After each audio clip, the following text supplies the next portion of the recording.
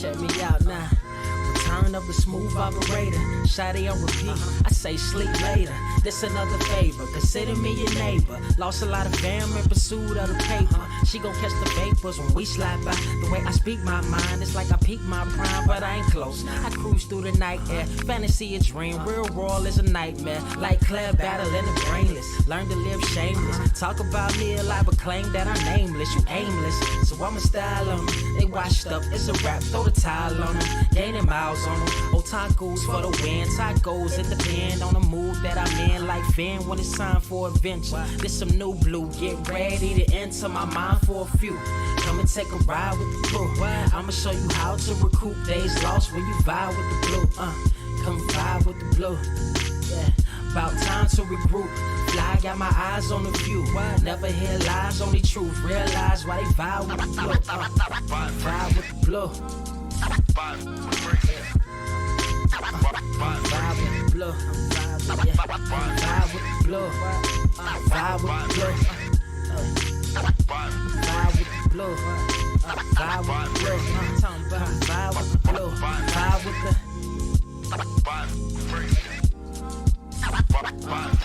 vibe with the sky. Wait, you know the rest. I'm blessed. I see you frontin' like you ain't impressed, but I still get requests. I'm playing Zelda on the GameCube. I quit spamming my music. Don't ever try forcing the links. That's a high rule. The wind waker, Mother Nature on my side too, controlling the elements. Go and check my avatar. I'm arrows ahead. Get the point. Moving forward, the battle scars accumulated over time are reminders of what I went through as a minor, but made me a grinder. The trees broke down, but it's loose leaf. If life's a game of death, I'm loosely, ooh wee. Lose sleep on the regular, trying to get this word out. Then I crashed Nebula. Wish I had a very odd parent, maybe two, but it's cool. Everybody pays dues. Now it's time to make moves. Granny didn't raise me to lose. Think I'm in the mood for a cruise. Wonder why? Come and vibe with the blue. Come vibe with the blue. Come vibe with the blue. Come vibe with the blue. Come vibe with the. Check this out, y'all. I'm back spazzing like the elderly. Worth of my cousin Beverly. Never swear away from the truth. Just ask Heather. Be weather, be tripping. Starting to control like our destiny. Always give you the best of me until the death of me. My weaponry is a paintbrush. Hush, don't tell my secret. They get a hold of it. If you leak it, get it. As usual. It's cool. Got you covered though, look. But let me get back to that cool-ish, loose-ish. Why they still lying? They don't do this bad at board games. Whole world clueless, selling they soul for roof Chris.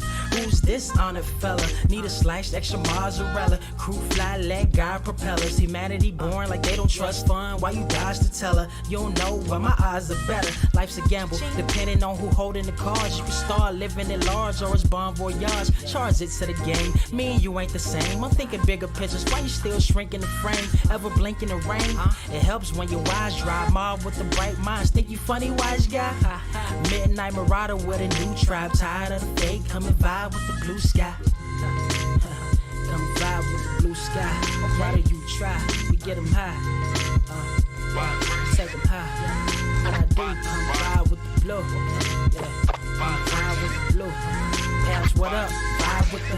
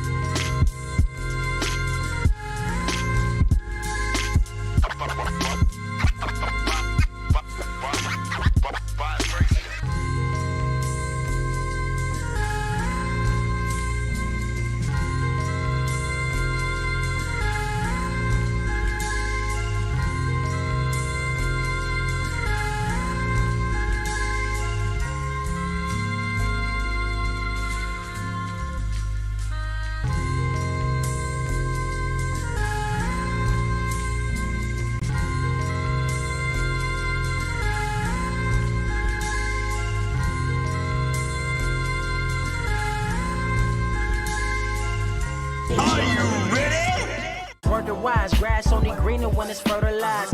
Gave them truth in these songs, they prefer to lies. Destiny beautiful, adrift in her purple eyes. You can't see me, you Stevie. Wondering how I reach more evolutions than Evie and make it look easy. Dream on, yeah. Dream on, dream weaver.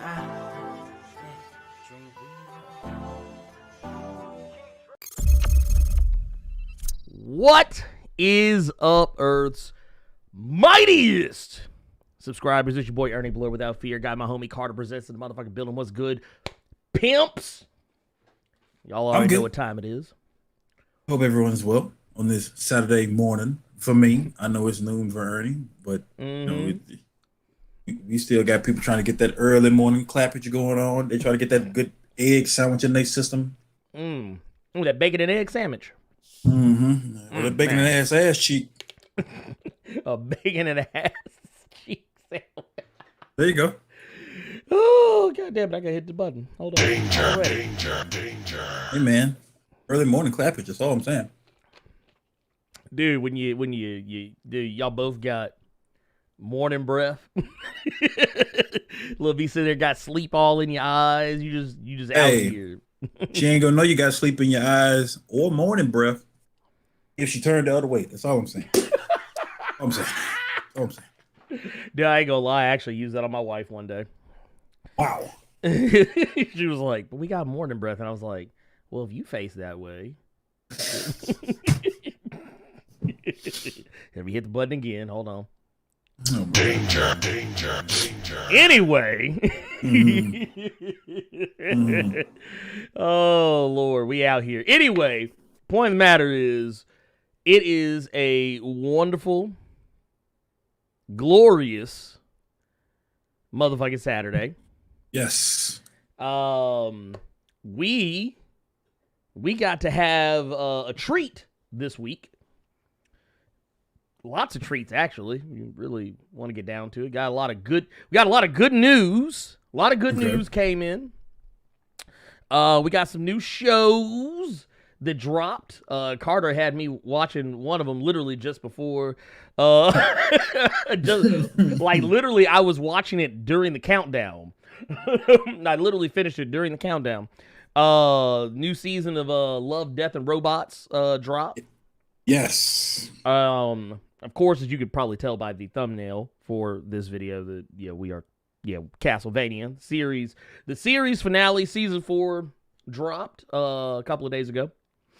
Man, what else? There was something else that came out too. Some other shows that I don't know, I'm blanking on, but the good news is we got a lot of good shit. We got a lot of good shit going on, okay? But before we jump into everything, I do want to go ahead and say right now, Tall and Quirky, what is going on? I was like, that was actually not what I was going to say, but I just happened to look down. See, when I see people I know, I get excited. Yeah. Are you? I get really excited. By the way, y'all, go check out a real one. Go check out a real one. That's fam right there. Tall and Quirky out here. Probably one of the best artists out here doing it today. Go check her out. I'm telling you, you will not be disappointed. Please and thank you. You really won't. No, you won't. You really won't. You really won't. Like I said, you go for the art, and then you stay for the random foolishness that is her in her chat acting a fool. Dude. I have lurked in those streams cracking up.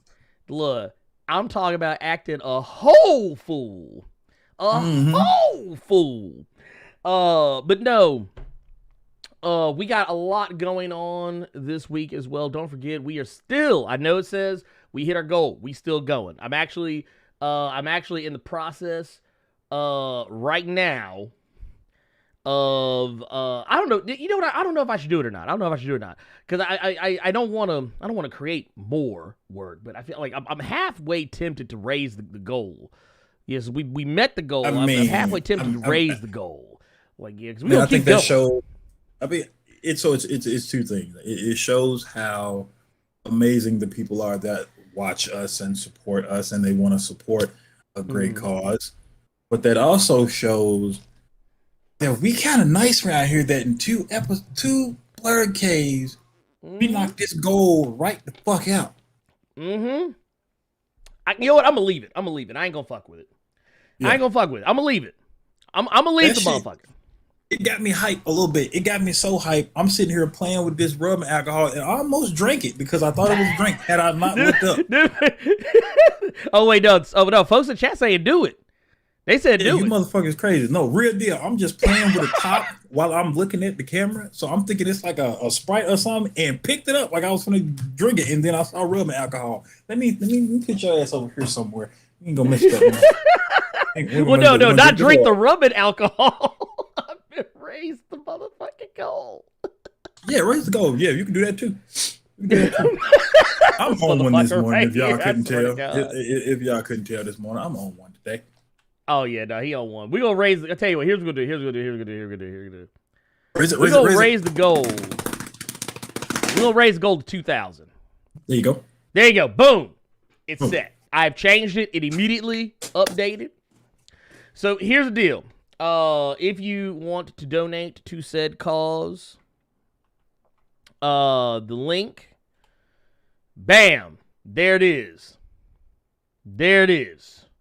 That's the link. You know what you got to do. We out here. We try to do this for the children, y'all. For the babies. Also, don't forget, there are incentives. Okay? We got incentives. Damn it. Man. That maybe had to pull the smoky out on y'all. Don't forget, $15. You can pick 2 characters for my new Versus video series that I'm working on currently. For $25, you can choose my next character breakdown. For $50, you can choose my next team breakdown. For $75, you can choose my next story arc breakdown. That is anywhere between 5 to 7 issues worth of a story arc. Usually, I don't mean no crossover event. That's later.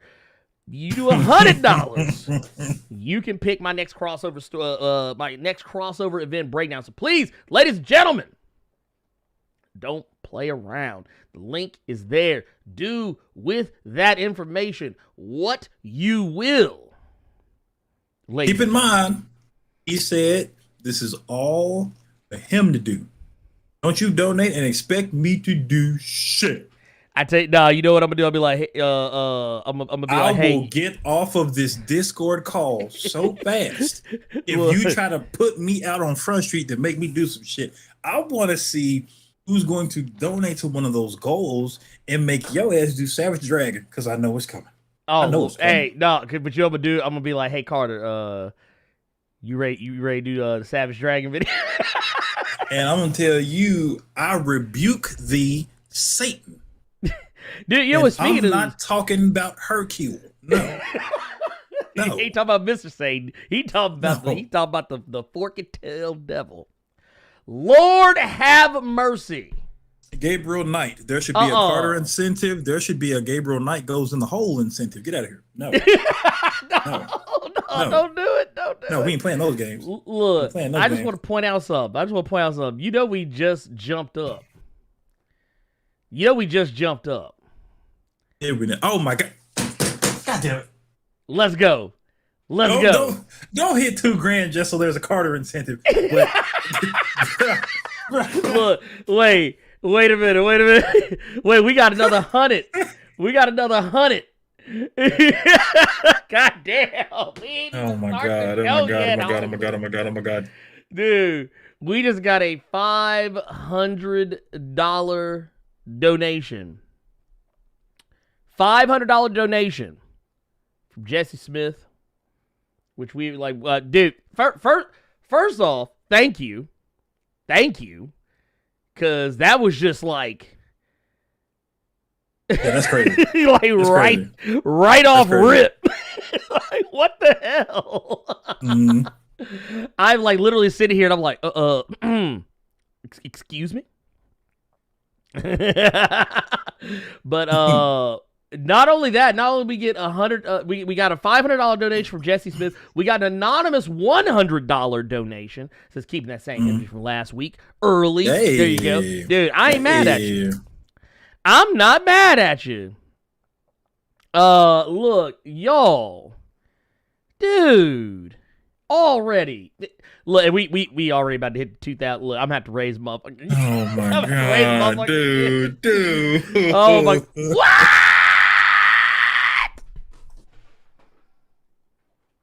You, it's for a great cause. Y'all some assholes, man. It's amazing that you all are doing this. I'm shit, dead, man. I'm dead. Ain't, I'm dead oh off this my motherfucker. God. We got that was without. Wait, Carter. So you know what that means? You got to get some incentives. In Oh, here, I got to do something. God damn it! You got to do so. You got to do stuff now. You got to do stuff now. We got to have Carter incentives because the people have spoken. I don't want to believe that it was a coincidence. I don't want to believe that it was a coincidence that we start talking about Carter incentives. I can't say shit. And then suddenly,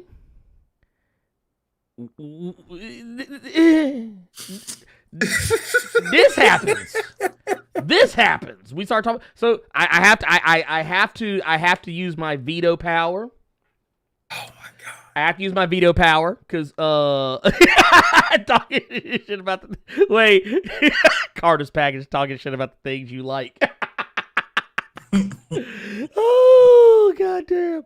But no, when it comes to Carter thought he wasn't gonna do nothing. Lord, By the way, we got a $300 donation from John out of Blerd Cave, man. Thank you so much. Thank dude, you y'all so much, man. Dude, we are now sitting at $2,171 for the children. So for the children. Let me let my rage subside real quick. Right? Can I just say how great we are that we were able to knock the goal out as soon as we made it? Dude, can we just say that real quick? I'm willing to.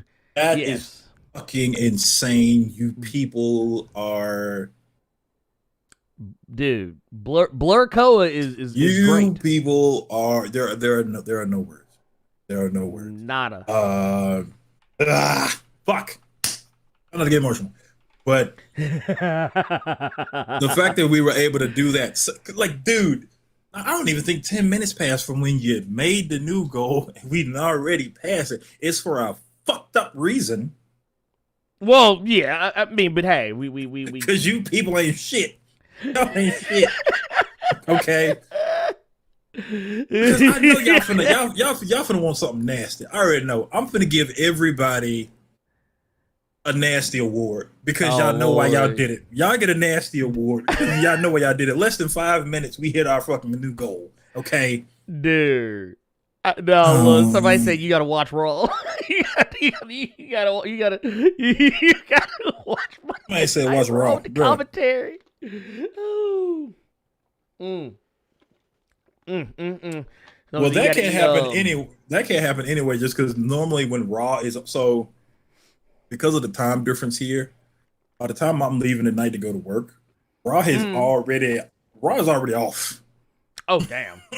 So I'm watching. Damn. So I'm only seeing highlights and shit right now. But like, oh my God! Hey, you know what? Play the phone. I just saw it. I ain't gonna do that. I'm gonna kill Ernie. I do that shit again. I'm gonna behave myself. I'm gonna behave myself. But you all are amazing. Yes. You can't say that enough. You all are so amazing. Straight up. Let it be known. Let it be known, please. That I'm scared, man. You scared? What you scared for? I'm fucking terrified at what I'm finna have to do because obviously I'm going to do it because it's for a good cause. But I can still be scared. You know what I think should happen, Carter? No, I don't want to hear that because this is too fresh. It's too fresh. We have things to talk about in this Blerd Cave that they need to be talking about. We have shit to discuss. Okay. See, I was. You got too many Dr. Evil shits going in your fucking brain right now. I don't want to hear. See, no, what I was. I was gonna throw you a bone. I was gonna throw you a bone. Okay. I was gonna throw you a bone. I was gonna be like, you know what? I was like, here, do this. Y'all know that Century video? I was like, let Carter do the Century video. Let Carter tell the world about the beauty and the majesty. The spirit. That video wouldn't be good though. The video wouldn't be good because it would just be me gloating about how cool the Sentry is and how he is amazing while giving you all random factoids about the Sentry that aren't even true because I don't do the research like I'm supposed to. This motherfucker. That's what I'm saying. I could probably do the Sentry video by breaking it down into digestible bites for everybody. Motherfucker, Lord. I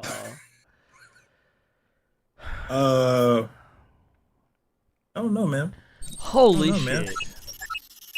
No way. Holy shit, dude. Oh my god.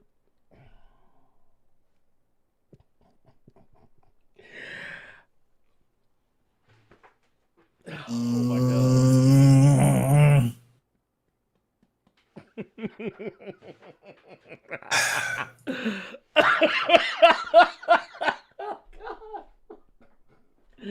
Dude, hold on. Because not only did we get, okay, so we just got we actually had gotten 3 donations in just the last little bit. We got 30 seconds, goddammit. Yeah, we got Artie Aaron coming through with the $8 donation. Thank you. That's coming from across the pond.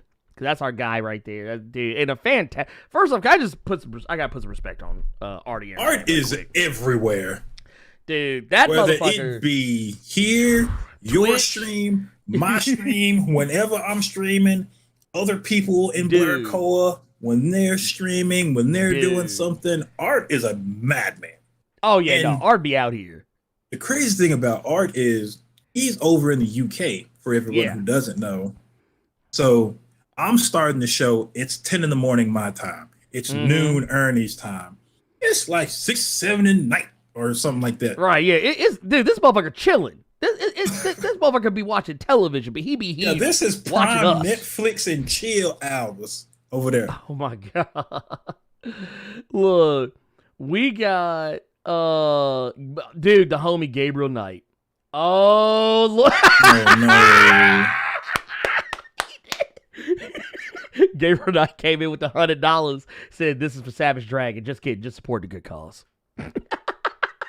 Somebody gonna take him up on that offer too and they're gonna try to make us do Savage Dragon. Or they're gonna look. Here's the thing. Why y'all want me to do it? This is not my channel. Okay? The link even says Blerd Without Fear. Hey. Right? For the childrens. Okay. For the children. I am just a lowly co-host. Okay. That's all I am. That's all I am. See, I see somebody brought up Spawn. I would do Spawn. The only problem with doing Spawn is I already did Spawn last year. Yeah. Which, oddly enough, I don't think anyone watched. I think they knew. I think they knew I was about to talk some Cash Money shit. Which, okay, to be fair, I actually was very kind in that video about Spawn.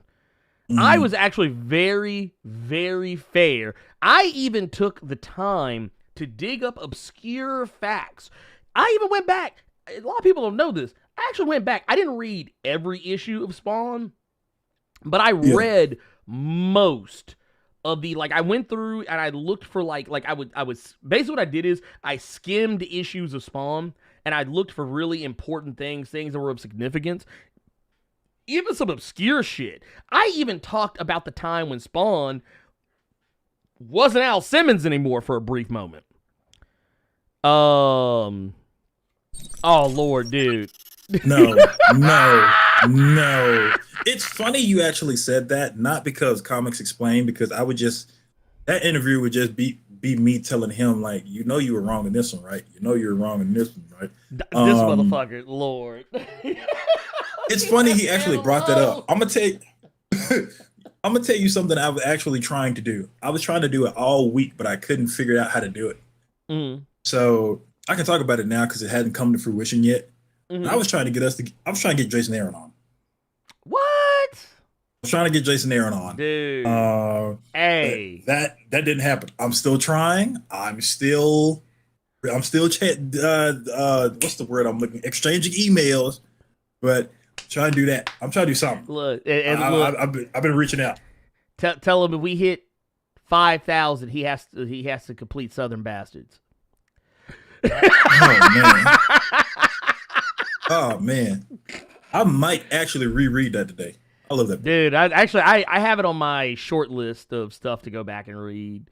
Cause I've been going back and reading some stuff I haven't read in a while, like stuff that like been a minute. But is that not the same with Carter's corrections? Good lord. Not bad. That would be just me correcting comic YouTubers when they fuck up on something. Not bad. That would be. Oh man, dude, you trying to get me hated around here? Dude, you really trying to get me? They gonna get my channel shut down. Get the channel shut down. Look, now to be fair, I actually have, and I think maybe at times Carter, I've kind of like touched on this to a degree or another, but we have talked about Carter doing stuff on the channel. The things y'all are saying aren't falling on deaf ears here. I'll put it that way. No, it has been talked about several times. It's been talked about. Oh yeah, multiple occasions. But I do want to say here real quick too, because I don't want to lose this. With Chase Danger came through with the $25. Oh wow! And said, I hate uneven numbers in the total. LOL. Gonna skip takeout again and help the cause. Don't got a lot right now, but gonna do what I can. And first off. That's the thing that I kind of want to impress upon everyone right now, is that y'all have no clue how much that means to me. The fact that, because I know 110 million%. Everybody out here, there are people out here who whether they are between jobs, whether they've been laid off, whether they are on furlough, whether they just have not been able to get a job, whether their job just is cutting back on work. Yeah, y'all have no idea. These are the things that I think about. I think about these things all the time because I'm like, dude, y'all are out here. Because I know a lot of y'all support the channel even when y'all don't really even have it. And I'm just like, dude, this is it's insane to me. And the fact that y'all are coming out here and putting up, this money for these kids, this means the absolute world to me, because I know for a fact that this is hard times right now. This is hard times right now. So the fact that you are able to do what you do is very important, and it does not go unappreciated here. It does not go unappreciated. Also, real quick too, because I know we got some super chats, and we got a new channel member. I want to catch these real quick because we got. Oh man, I don't know how I would actually pronounce that. But I'm gonna call you. I can't call you that either, because that would summon my child here. They would start saying stuff. Nafir. Let me try. Nafir Madhar. That works too. Thank you for becoming a Blerd Club Silver member. We appreciate you. Ty Sam with the $5 super chat. We appreciate you. Thank you for that idea. I might try and make that happen. Or no, I'll make it Benny. There you go. This man about to put I thought he was about to put the Snuggie on. Oh, no, wait for the scarf on. You ain't shit. And then Trip Zero, the $4.99 super chat says, what about Blerd Cave versus Blerds in the Hood? Oh Lord. That could be wild. That could be wild. I don't know if I'm ready for that. Could that be a thing?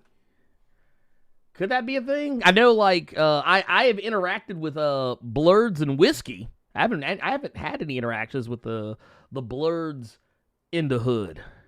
In the hood. I mean, hey, anything's possible. I'm not against it. I'm not against it at all. I would do it. But we also got the homie LJ Brown with a 4.99 pounds. Says, what a Blerd Carter. Says, hope you're having a blessed day. Sorry I'm late to the council meeting. What's your thoughts on Emily Blunt's comments?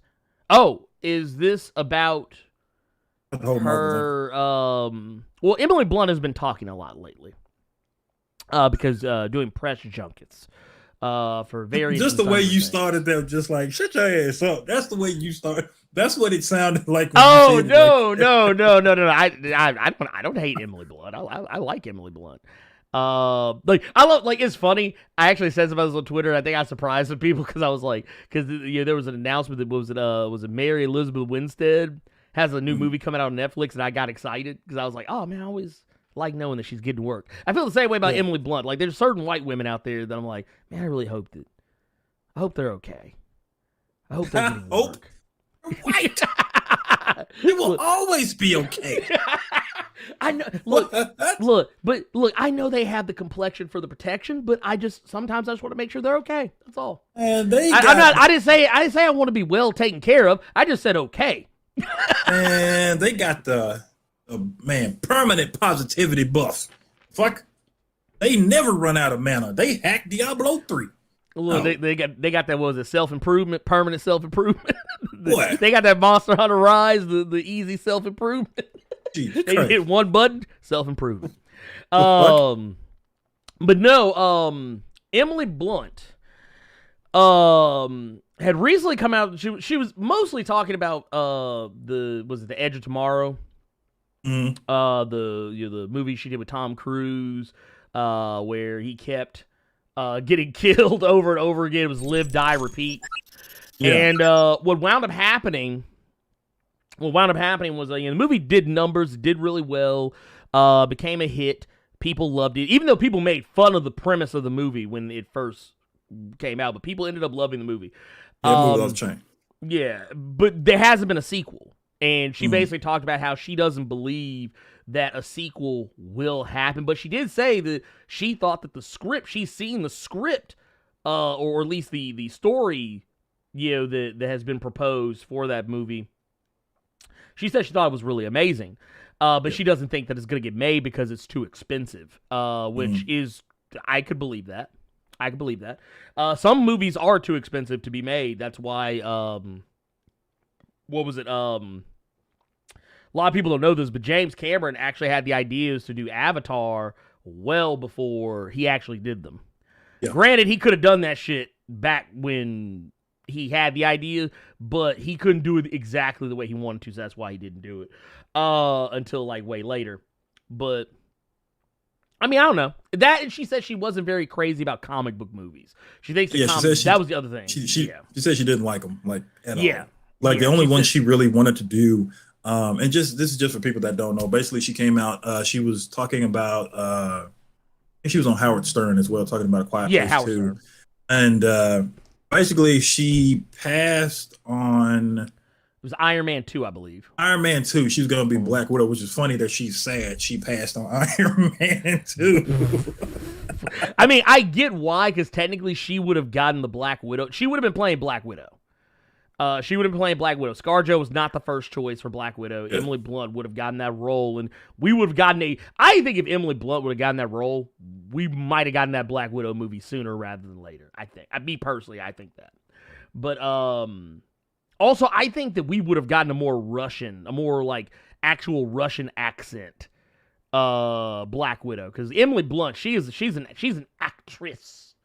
She is not She also doesn't believe that she can play a tree or any Asian person. That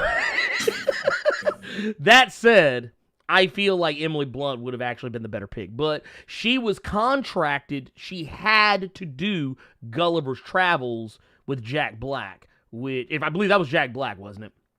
Yes, it I was. believe it was Oh Jack Black. God, I forgot about that. Yeah, she didn't want to do that movie. She did not want to do that movie, but she was contractually obligated to do it. That's why she had to drop out of the movie. And now that I'm thinking about it, that wasn't even like a movie that was in theaters. That shit was on NBC. It was it was not good. I forgot about that movie. Well, it's not good. It's not good. I mean, sir. she doesn't have to do Marvel movies because if fans have their way, you know, old Jim from The Office is going to be Mr. Fantastic at some point. Well, you know that, and that's her boy. Yeah, that's her boy, and that's who people who's, want. Yeah, who's hitting the skins currently. They want her to be Invisible Woman. Yeah, they want her to be Sue Storm. Dude, that actually would be perfect casting, though. Straight up. I would like Invisible Woman for the first time in a long time because I usually am not a huge fan of that character. I'm just like, okay, she's just there. I mean, honestly, I said the only person that I would even like. John Krasinski is I think that's a good pick for Reed Richards. Having his wife be Susan, I mean, that would be cool for the romance scenes. But yeah, I was always one person who said that Julian McMahon, who was Doctor Doom in the first two, I liked his Doctor Doom. No. I agree with you. I agree with you. I think they should bring him back, and if they don't bring him back, they bring back or they would do he just had the misfortune of being in bad Fantastic Four movies. Yeah, he was a good pick just in 2 bad movies. But I think if they don't go with him, since he was on Runaways, I think they could just do what was the name of that book? It was Infamous Iron Man. They made Victor Von Doom look like, is it Sam? Not Sam. Is it Matt Cassell? Not Sam Cassell. Yeah. Player. No. I know what you're talking about. The dude that he was in. I know he was in Ocean's 12. Yeah, he was in Ocean's 12, and I think he was in Underwater. I believe. I'm blanking on. Either way, point of matter is we also got $50 donation. Oh my God! Black Nito says courtesy of the Brotherhood of Evil Motherfuckers. But real talk, I appreciate everything y'all are doing for St. Jude's. Vincent Cassell, thank you, Splosh. Thank you. I knew it was something Cassell, something, but yeah, that dude's amazing. Too. I would love. Ooh man, did you imagine that dude in the MCU playing somebody? Lord have mercy. Okay, so we got some super chats here. We got some super chats. Oh, he said, "Call me Anthony." That's from our new Blerd Club member. Just call me Anthony. Love the channel, and Carter keeps me in stitches, dude. Y'all, look. This is why I keep telling that motherfucker. I was like, dude, you need to do more shit because I was like, you funny as fuck. Look, I know it's coming. I knew that was coming. You need to do more shit. We got another $5 super chat from Dark Main X saying Carter had the perfect idea. Do parody character videos for comic value. And then we have another one that might very well get somebody put in the hole from Amari Aaron. Thank you for that $5, man. I missed last week's cave, so I'm gonna just say if they can't get Michael B. Jordan to be Superman, they should get Lakeith Stanfield because he's great. I wish I could ban you. Thank you for that $5. No.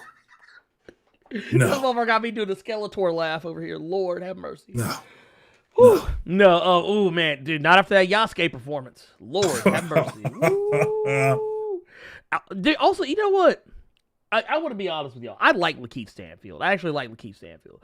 My thing is that they always be trying to put Lakeith Stanfield in the wrong shit. They put this motherfucker in Death Note, had this dude trying to be weird ass L, and I was just like, okay, but here's the thing about that. That's how he is for real. And the reason I know that is because just with me being in LA, I have been in nightclubs that he has been in, and that motherfucker is just like that. Just not wearing all black. He's wearing a jean jacket, jeans with a cowboy hat, trying to stand out in a dark ass nightclub. I swear to God, that true story. Dude, I believe you. No, I believe you. I believe you 1,000%. And yes, him Chase, being, we do need to get on that. Being Superman. No, God, no. No, I don't want to see that motherfucker. He could be Jimmy Olsen. He could be Black Jimmy Olsen. I don't want to see a permanently depressed Jimmy Olsen. I don't. Okay, listen, y'all. I have said this so many times. Just because, stop picking black folks for these random ass roles because y'all just found out about these black folks. Okay, everybody wanted John David Washington to be goddamn They wanted him to be Beta Ray Bill. They wanted him to be Jon Stewart. They wanted him to be Guy Gardner. But I think I saw like 4 or 5 of y'all wanted that boy to be the new Rhino around here. Stop getting all these black folks y'all know about all of a sudden to be put in these roles. They ain't got no goddamn business. Y'all got to stop that. Y'all got to stop that. I'm dead. Okay. Y'all want the boy from Lovecraft Country. Y'all couldn't be satisfied with Kane the Conqueror. Nah, y'all want that boy to be Sabretooth. Y'all want that boy to be Mr. Senator. Y'all want that boy to be Juggernaut's helmet. I think I saw one motherfucker say he wanted to be the male version of Psylocke. Y'all got to cut that shit out. Look, hey, I'm just saying though. Oh my God. You know good and hell well.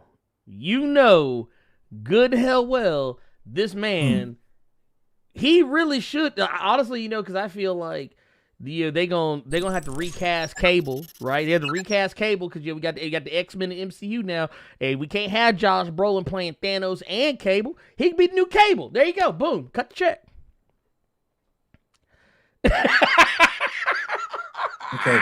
See, it's this kind of nasty casting that got us Jamie Foxx's fucking Spawn.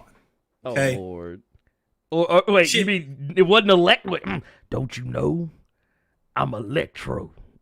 I wasn't even gonna bring up that nastiness. Just bringing up the fact that Jamie Foxx's Spawn now made my stomach rumble. That's nasty. Y'all gotta stop that. Electricity fixed the gap in his teeth too. Lord, Lord. God, y'all gotta stop that, y'all.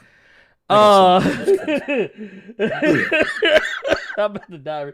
Tunes the one with the $2 super chat says Sue Storm for Christabel. I can see Christabel as Sue Storm. I can see that. I wouldn't mind seeing Veronica Mars with the invisible walls. Oh yeah. Danger. God damn it. Anyway, okay. So also Chase. Yes, we do need to get on Monster Hunter. I swear to God, and I'm not lying when I tell y'all this. Anytime I turn my Switch on, like this is my child. Look, the Switch just beeped on. Can we play Cat Mario?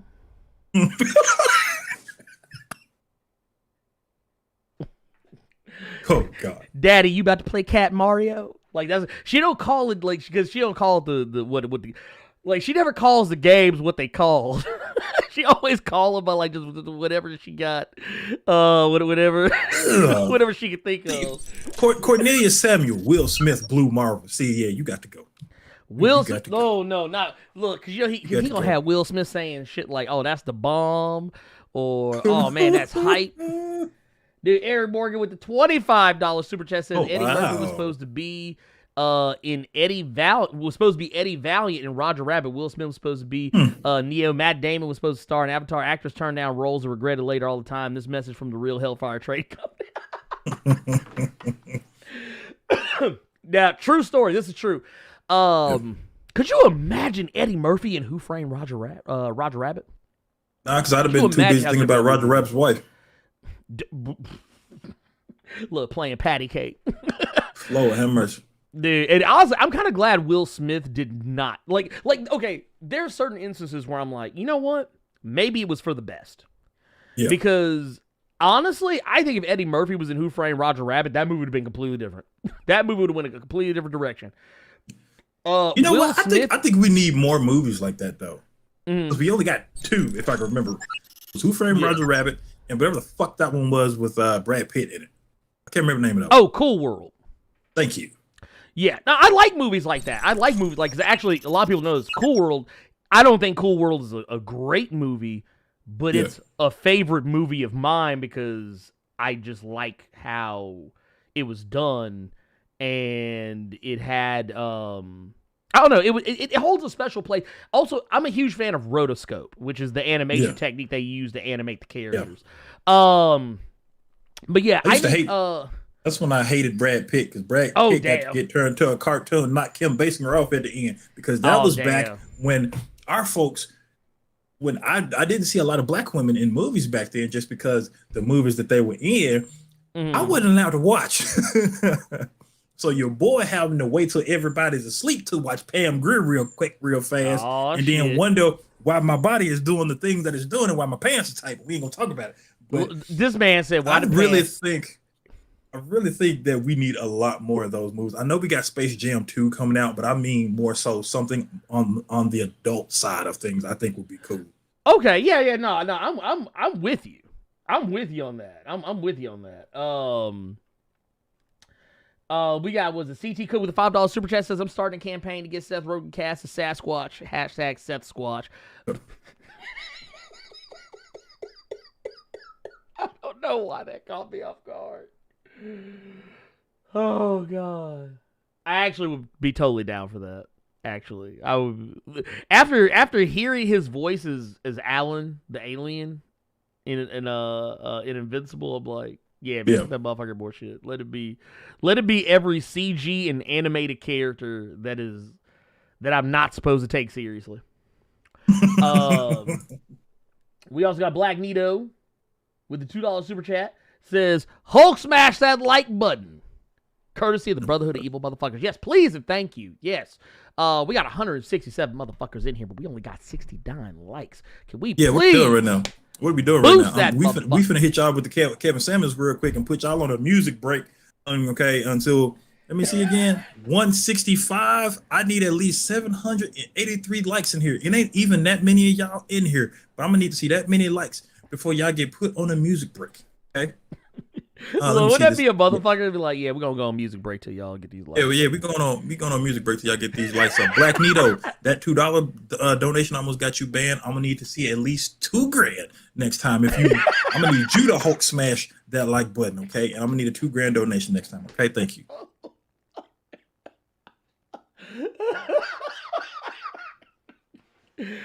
Oh, I'm dead. Okay. CT Kook, since you want to see Seth Rogen cast as Sasquatch, I'm going to need at least a $500 donation just to ask for something that stupid. Just to ask for a casting that stupid as Seth Rogen as Sasquatch. I'm going to need another donation that's going to be at least $500 with a better casting choice. Okay, thank you, sir. Thank you, sir. Lord. Dude, oh my God. Look, we've been sitting here. Look, you know what I love? We've been sitting here bullshit this whole time. Let's get. Oh my God! What's a $2 super chat? Gerard Butler as KG Beast. So here's the thing. That's a very good casting. But I'm gonna need that to be at least $200 donation next time Tubes the one, or I'm gonna have to I'm gonna make sure you go to the hospital and have tubes running through you for just sending me some measly ass $2. Okay, we are high value blerds around here. Okay, I don't want to have to put you in the hospital where they got to feed you through tubes because you want to give me $2. I'm gonna need to see that be 200 next time, sir. Thank you. Thank you. Y'all hate shit. Oh, donations, Dr. Umar Johnson. Dude, Dr. Umar be killing me. I can't even take that brother seriously. I just be like, wow. But no, real quick though, because once again, I'm gonna speaking of, we jokingly talk about donations. I'm gonna put donations in here because we are still raising money. We're saying you play live. Please, yes, we are. That said, we are gonna talk about Castlevania.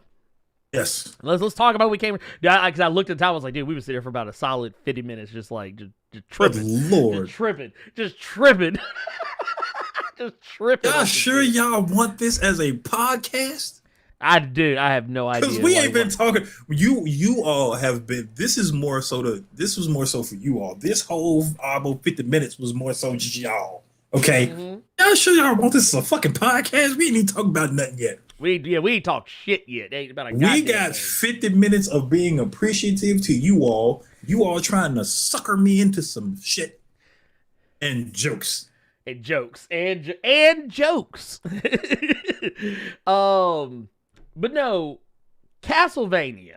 Yes. Castlevania, the very famous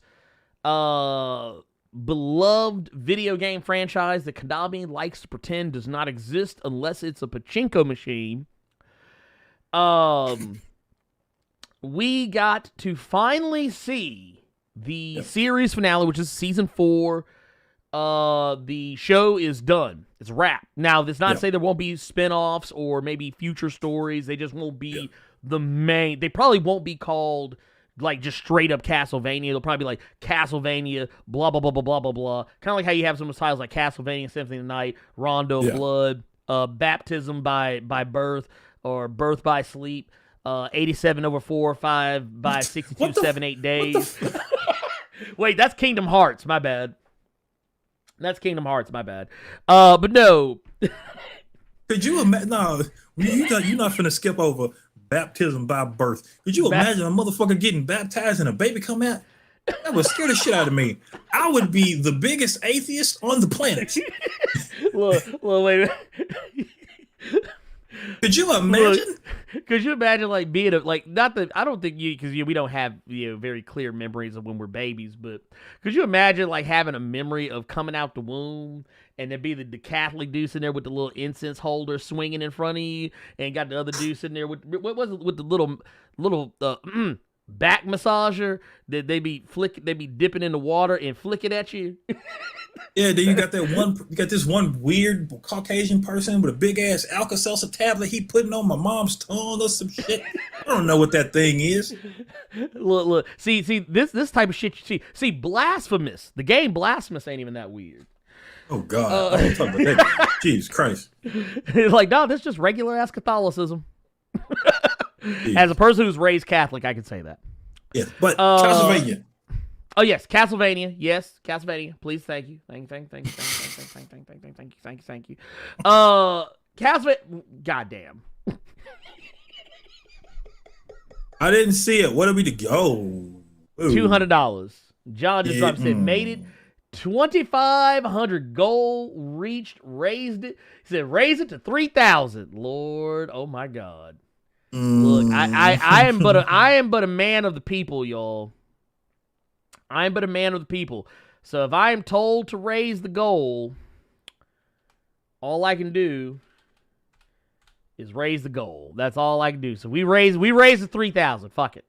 That's what we're gonna do. I'm sorry. I don't make the rules. I just play by them. Goddamn it. Okay. That's what I do. Point of the matter is that we got to finally see. Okay, Carter. What? I want to ask you a question before we talk about this. Because we gotta talk about this for at least a split second here. Okay. The fact that I did say I was going to put milestones in, new milestones, and I actually did say I was going to put in milestones so we actually have 3 milestones now that I'm going to have to account for. So we're going to have to come up with some stuff. We're going to have to come up with some heat for the people for these donations, which, by the way, we are over $2,500, with $2,554 raised for St. Jude Play Live. So I just want to just say we're going to have to come up with at least 3 new milestone incentives we're going to have to do for the people. And we'll sit and talk about this. I want to say shout outs once again.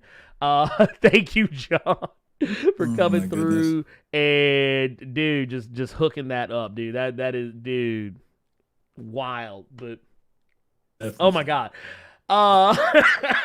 Carter, how do you feel about when you saw the first season of Castlevania? Because I just want to get a feel for how you feel about the series. Yeah. So how did you feel about the characters, the portrayal of the characters in the first season? And more specifically, I'm talking about Dracula, Trevor Belmont, was it Sypha, and Alucard. So that first season, to be completely honest with you, I didn't know how I was going to feel about these characters, since in the video games, it's pretty much a straightforward, you're this person, you're doing this. There wasn't really any kind of character per se with the Belmonts when you were playing with them. You just know you were playing with the Belmont, you had a whip, or kick some ass in this overly complicated castle. How much did he pay to get this shit built? So, seeing Trevor be the way that he was, it was really, it kind of surprised me to see that he was a bit of a jackass. He was a little bit of an asshole in that first season, but then in every subsequent season, he was a smart ass with a heart of gold. when it came to Dracula, I think Dracula was the one person who, this is something we were talking about before we started the show. I got vibes of Lords of Shadow from him, just because I was expecting Dracula to be, kind of the mustache twirling villain. I'm going to rule the world kind of thing. And to see that he was just someone just like Gabriel Belmont in the Lords of Shadow game. Right. He was in love with this woman. Woman was killed and taken away from him. Now that's your ass, basically. At that point, though, in the series, he was already a vampire. So it was like, I wasn't bothering y'all. I was cool. I was minding my own damn business. Yeah, since you fucking with me, I got to show y'all why. I wish I had that shirt on. Now y'all got to get only hands. Like, that's basically how Dracula was. But to be completely honest, I like that they were actually given character. Yeah. They were given substance in that first season. But now that I've watched all of them, let's stay on first season here, because that's what you asked me about. But it was fine. It was short. It was about 4 episodes, but yeah. Yeah, it was serviceable. It was good because it was something different, and everything that Netflix had been coming out with animation style was some hot dog water. So this was a fresh change of pace because this was actually pretty solid. And then we had I can't remember his name right now, but one of the people that was behind the show that made me want to watch it was oh god, I cannot remember his name right now, but it was the guy who did the short films like Dirty Laundry, who did the Venom short film. Yeah. I know what you're talking about. Yeah, it was that brother. I gotta try and find his name, but he did that short film. He did I think they called it the Power Rangers bootleg short film. The one with like dark Power Rangers, the gritty, grimy.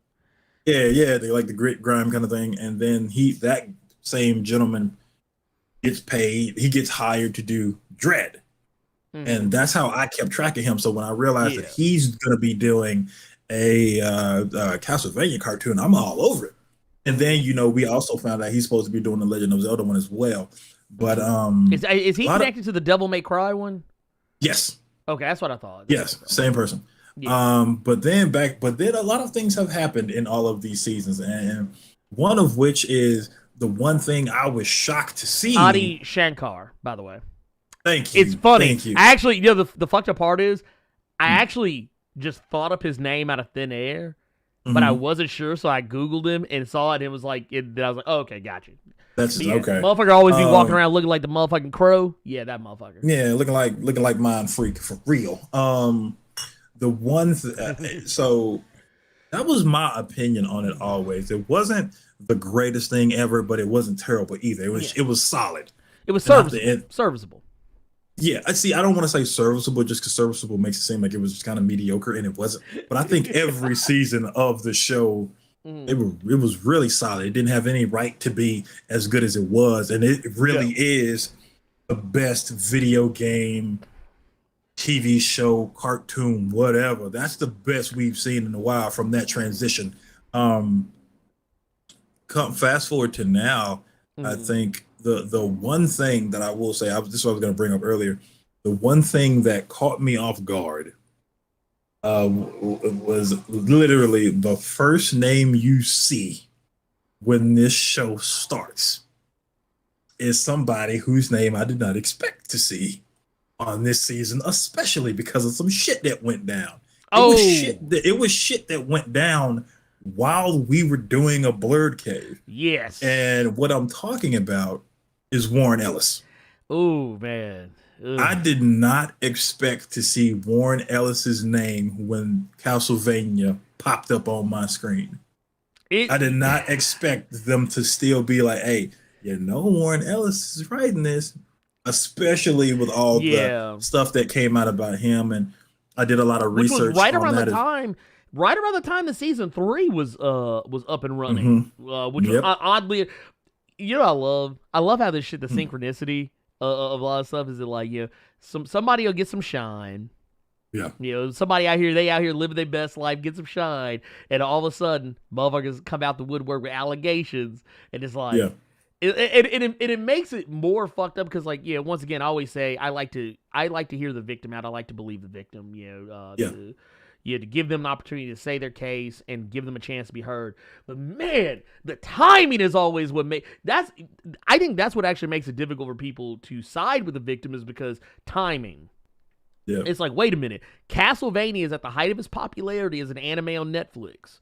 Like, everybody's talking about it. Everybody's hyped for it. Then all of a sudden, boom, allegations come out because this motherfucker's name's connected to it. And it's like, yeah, maybe, but it's not to say that those allegations were the first time they were probably ever levied. They probably just got traction because this thing is so popular now. So, it went from being, because I'd actually... And this is something that you and I, like, we didn't discuss this at all, but like when I saw that first episode and I saw written by Warren Ellis, I said, damn, for real? What happened? Whatever happened with that?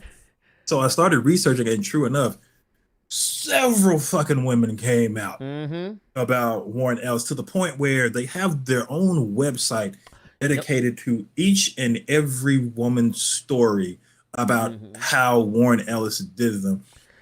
I'm going to warn you, if you do look for it, some of those stories are rough. And yeah, it's not light reading. Not at all. It's bad. it was really a bit of a surprise to see that, being the first thing you see front and center is Castlevania and Warren Ellis. Now I know Warren Ellis. He has still been doing things. He just finished. I think he just finished the Batman's Grave for DC. Yes, I think it just finished because I know he was doing that book with Brian Hitch. So he was still doing things, but he was a lot more quiet than normal. And then not too long before the season of Castlevania started, he all of a sudden brought back his newsletter, but it was kind of quiet and kept, pretty low key. But yeah, just to see how many women came out with these stories, and it's crazy, because I think at that time, I can't remember what Blerd Cave it was on, but I was singing Warren Ellis's praises. I was still reading his image book, Injection. We were both actually talking pretty highly of Warren Ellis. Actually, I would even say the time that we broke the news on Warren Ellis, we were both singing his praises at that moment. And it just so happened, I happened to refresh a tab in the browser and saw that shit, and I was like, well, I take this shit back. I think what we were talking about, if memory serves, I think this was way back then. People have been talking about some Moon Knight stuff coming out with Marvel. That's what it was. I think you and I both were talking about how he basically is the reason that people even are paying attention to Moon Knight now, because the Marvel Now stuff, I think, is what it was that he was writing. Because I think it was Marvel Now when he was writing Moon Knight, and then he came out with Karnak, and then he did the image book Injection, and like we were both singing his praise, and then all this shit comes out. But back to my whole thing. Oh yeah, go ahead. Just that is the first thing that kind of threw me for a loop, that they just had his name like that, and after still on there, and it kind of made me feel some type of way. But I mean, still, let's just take this show for what it was, and even after this last season, I can still safely say this is still a solid series. Ernie, I think you said you finished it. I think I believe I have 2 more episodes left. But that same quality you can expect from the series, it's still there through every fucking episode. It has a lot more, I'll say it has a lot more hits than misses. And I think the reason the reason I feel the way I feel about it is not even because of Warren Ellis. It's just because I just finished Invincible. So to come from Invincible to this, it kind of makes you feel a certain way. Yeah, I know. I think I know where you're coming from.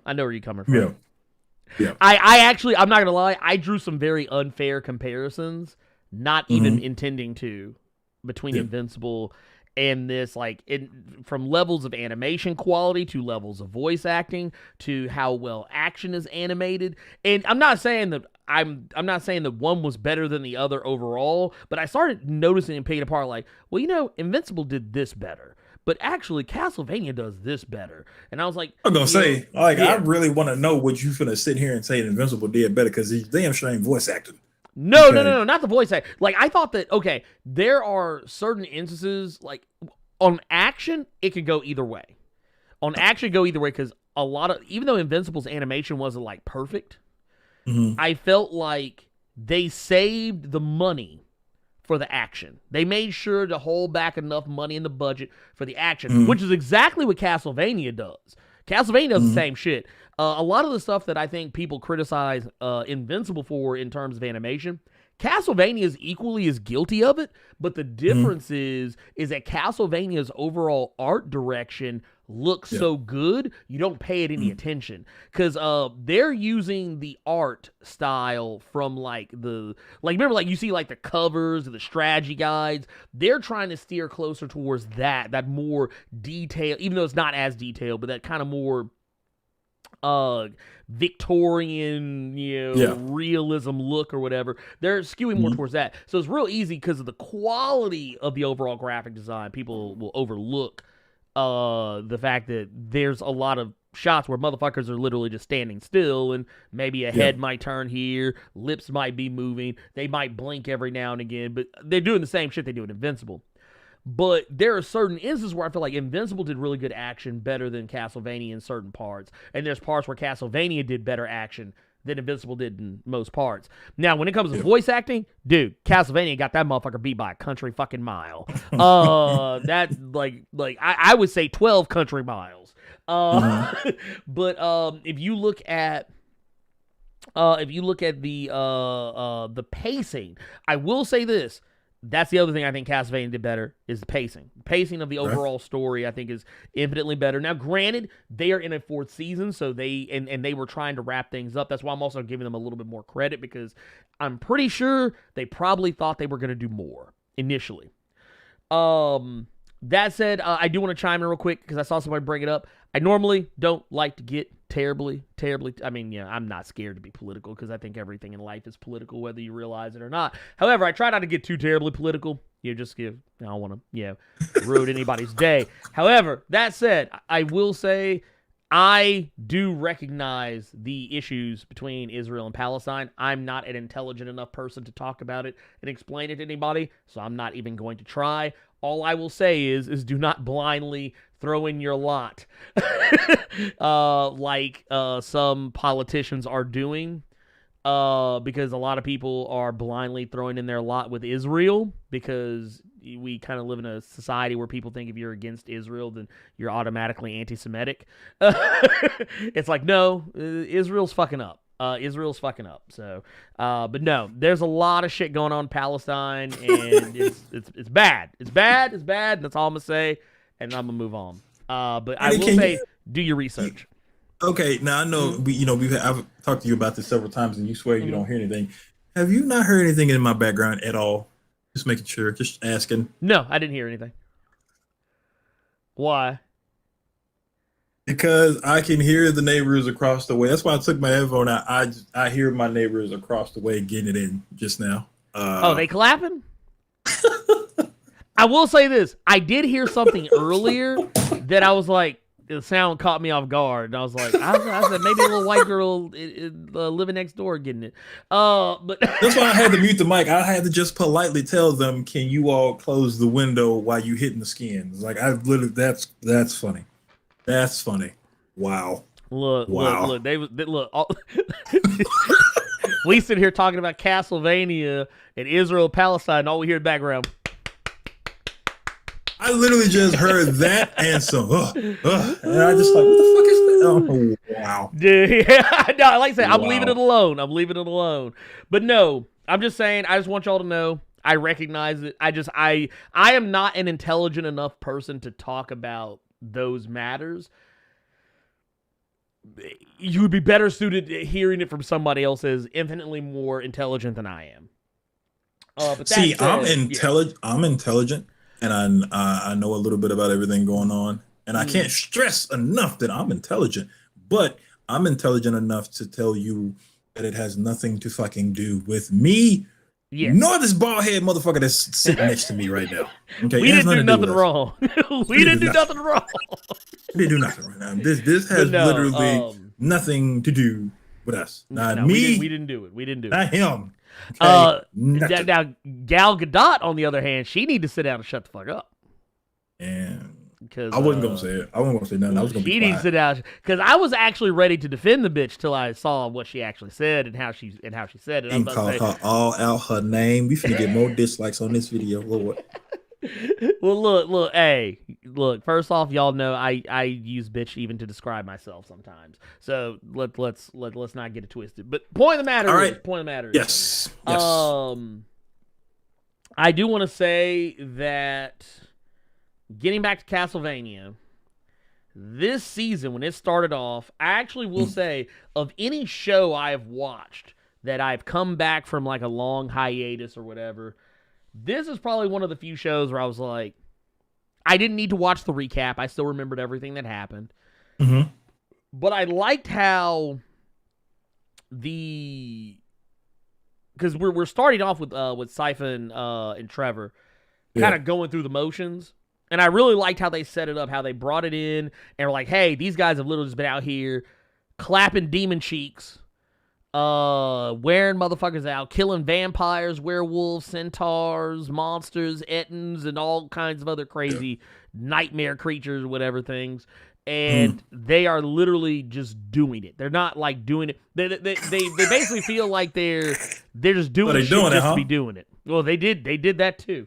But an Alucard is just kind of like everybody's going through the motions is basically what the whole point of the opening of the season is, that no one has a mission. No one really has any clear-cut goal. They're just doing shit. And they're recognizing that they're just doing shit, so they're trying to break the cycle and actually like have something to fight for. And that's kind of what this whole season for the three main characters, Trevor, Alucard, Siphon, that's kind of what the whole point of this entire series is for them. Not even really just for them, but even for the other characters, Hector, Isaac, Lenore, Striga, Morana, even Carmilla to a degree. I like how it was basically showing us, which did surprise me. It was showing us the vampire perspective. And that's the one thing I was not expecting with the show, just because he's supposed to be the bad guys. Mm-hmm. So just to show us like even that, well, we understand what she's doing and we kind of feel, how we feel about that. But you know what I'm saying? Then, so just to see a perspective that now it's not trying to get you to. Well, I think for them almost it was trying to get you to root for them, but at the same time it wasn't really trying to get you to understand root for them. Yeah, it was trying to get you a better understanding than just because we're all. What's the best way to describe it?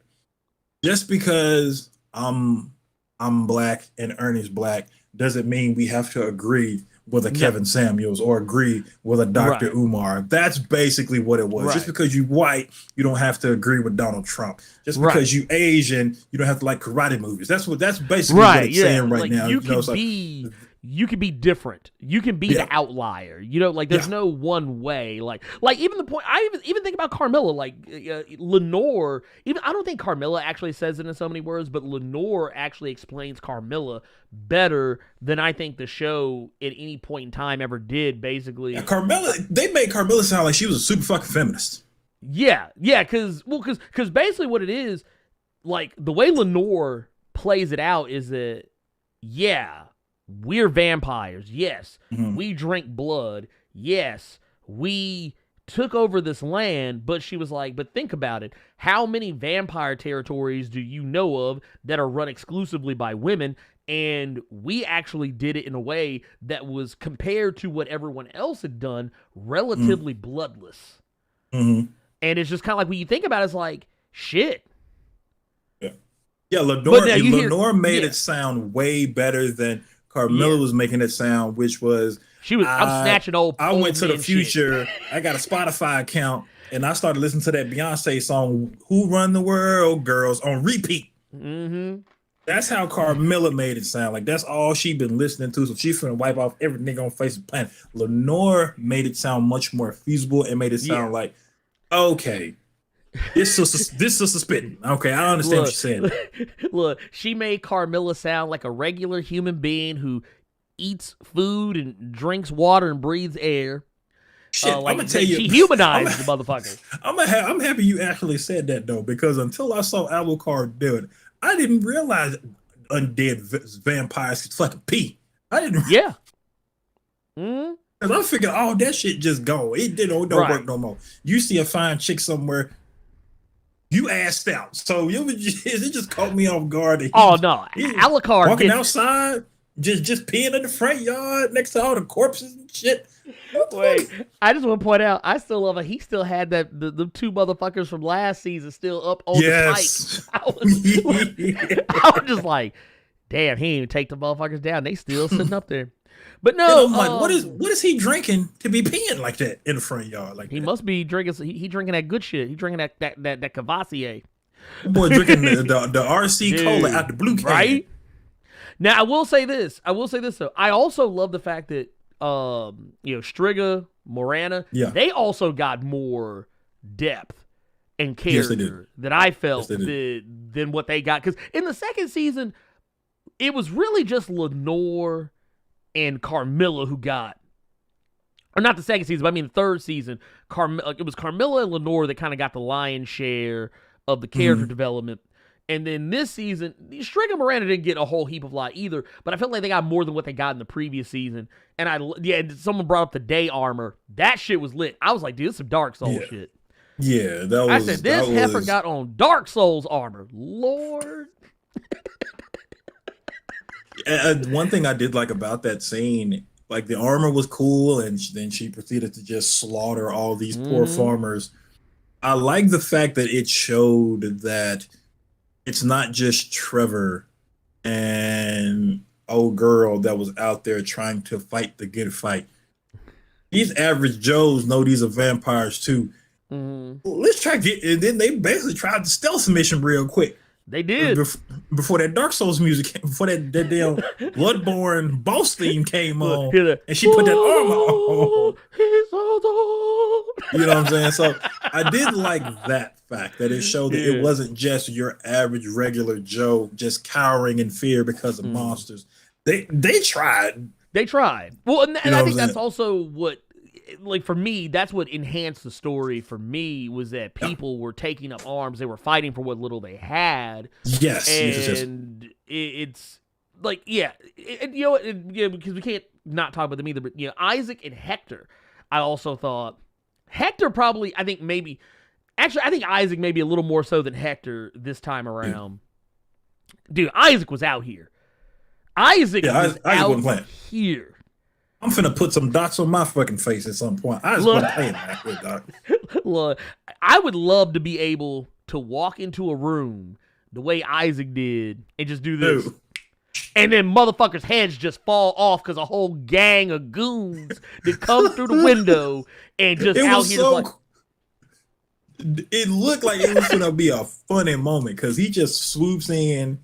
They looking at me, I'm looking at them. And then vampire just proceeds to just start getting slaughtered. I'm just my God. Well, and then what was it? Jason were the demons former humans? Yes, because so basically what Isaac and Hector were doing, they're Forge Masters. They're able to turn dead humans into these nightmare creatures. And that's kind of why Dracula and the other vampires really wanted them, was because they could basically build them an army of undead demon creatures and monsters. And Isaac, I felt like, Isaac definitely got the lion's share of the character development between the two, because he basically was kind of showing, I wish they would have actually went into this a little more. He was actually kind of showing the demons that there was another way. And they kind of went there with it and then left it. And didn't really follow up with it, in my opinion, after that. Whereas with Hector, like, and I do feel like Lenore. Okay, so I see someone brought, did Lenore really like Hector? I feel like Lenore actually did like Hector. I think the problem is that, and this is something that doesn't get addressed a lot in stories, or maybe it does actually. Just depends on what you read or you watch. But Lenore is a vampire who has lived for, as by her admission, over 200 years. You said 200? Yeah. Yeah, 200 years. You have to think about how that changes you as a person, that you've lived long enough that you've kind of seen a little bit of everything. And your heart probably becomes kind of callous and cold to certain things because your emotions change. It's kind of like, what's the best way I explain this? Okay, here you go. As a guy who plays Dungeons and Dragons, I had this book, and it would tell you, like, if you wanted to play, like, monstrous races, like, if you wanted to be a giant, or if you wanted to be an orc, or if you wanted to be an ogre, or, you know, whatever. Yeah, because, you know, people were like, oh, I want to play this character, but I don't really know anything about these characters. So I started reading up on the shit because I always had an interest in lizard men. I always thought they were interesting characters in Dungeons & Dragons. But they were saying that, like, if you play a lizard man, you shouldn't respond to things in ways that humans do. They were like, if a lizard man has a human ally, it's not because they think the human ally is a good person or because they genuinely like that person. Their hearts and minds don't work that way.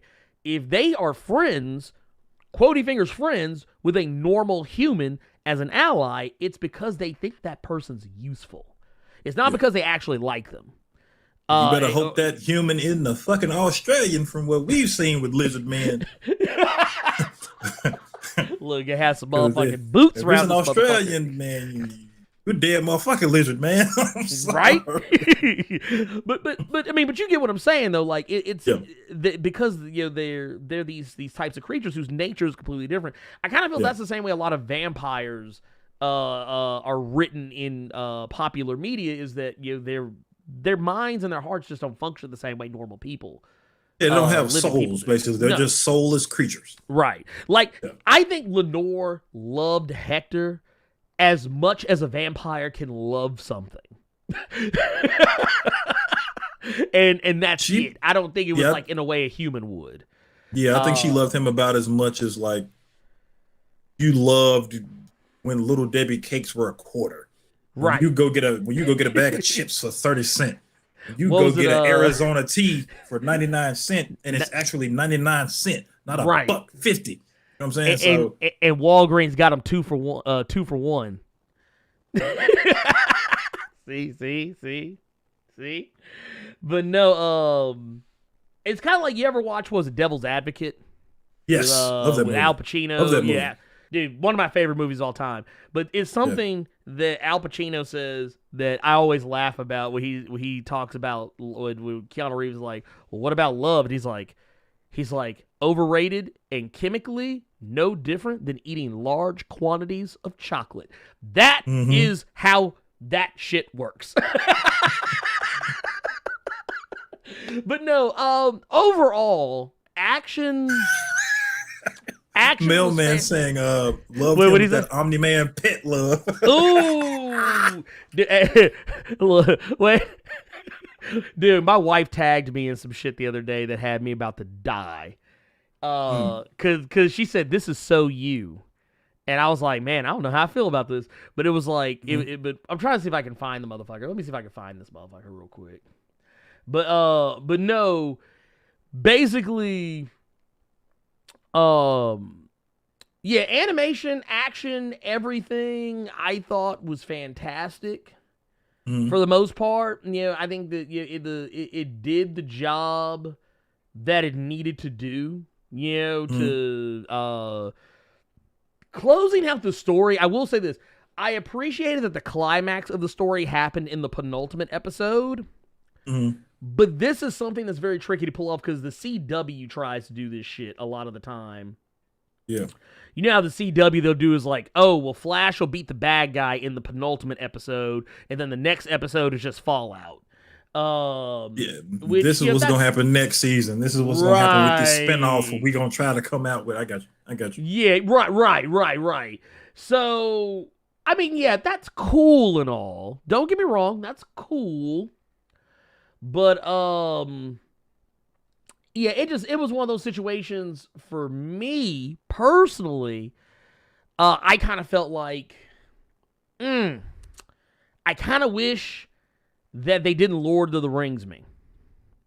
Because that's what the last episode kind of feels like when they defeated Sauron and then all the other shit that comes after, like the 3 or 4 endings that come after that. That's what the last episode kind of feels like. And I don't mean that in a bad way, but there's a lot of exposition, like not even exposition, it's just a lot of aftermath. You're literally like saying, okay, well, this is probably what's going to happen next for these characters should this story be continued in the spinoff. This is what's going to be going on with these characters should this story be continued on spinoff. This is what's going to be going on with these characters, the story is continued on, in said spinoff, whatever. That's kind of where it goes. But I wanted to share this with y'all because I found the picture, y'all. Okay. This is the picture my wife shared with me. That she tagged me in on Facebook. And it was a dad doesn't want to get a pet. Family gets a pet anyway. Dad and the pet. That's cold. That's cold. No, I died off that shit because I was like, yeah, it kind of is me. I would be that motherfucker.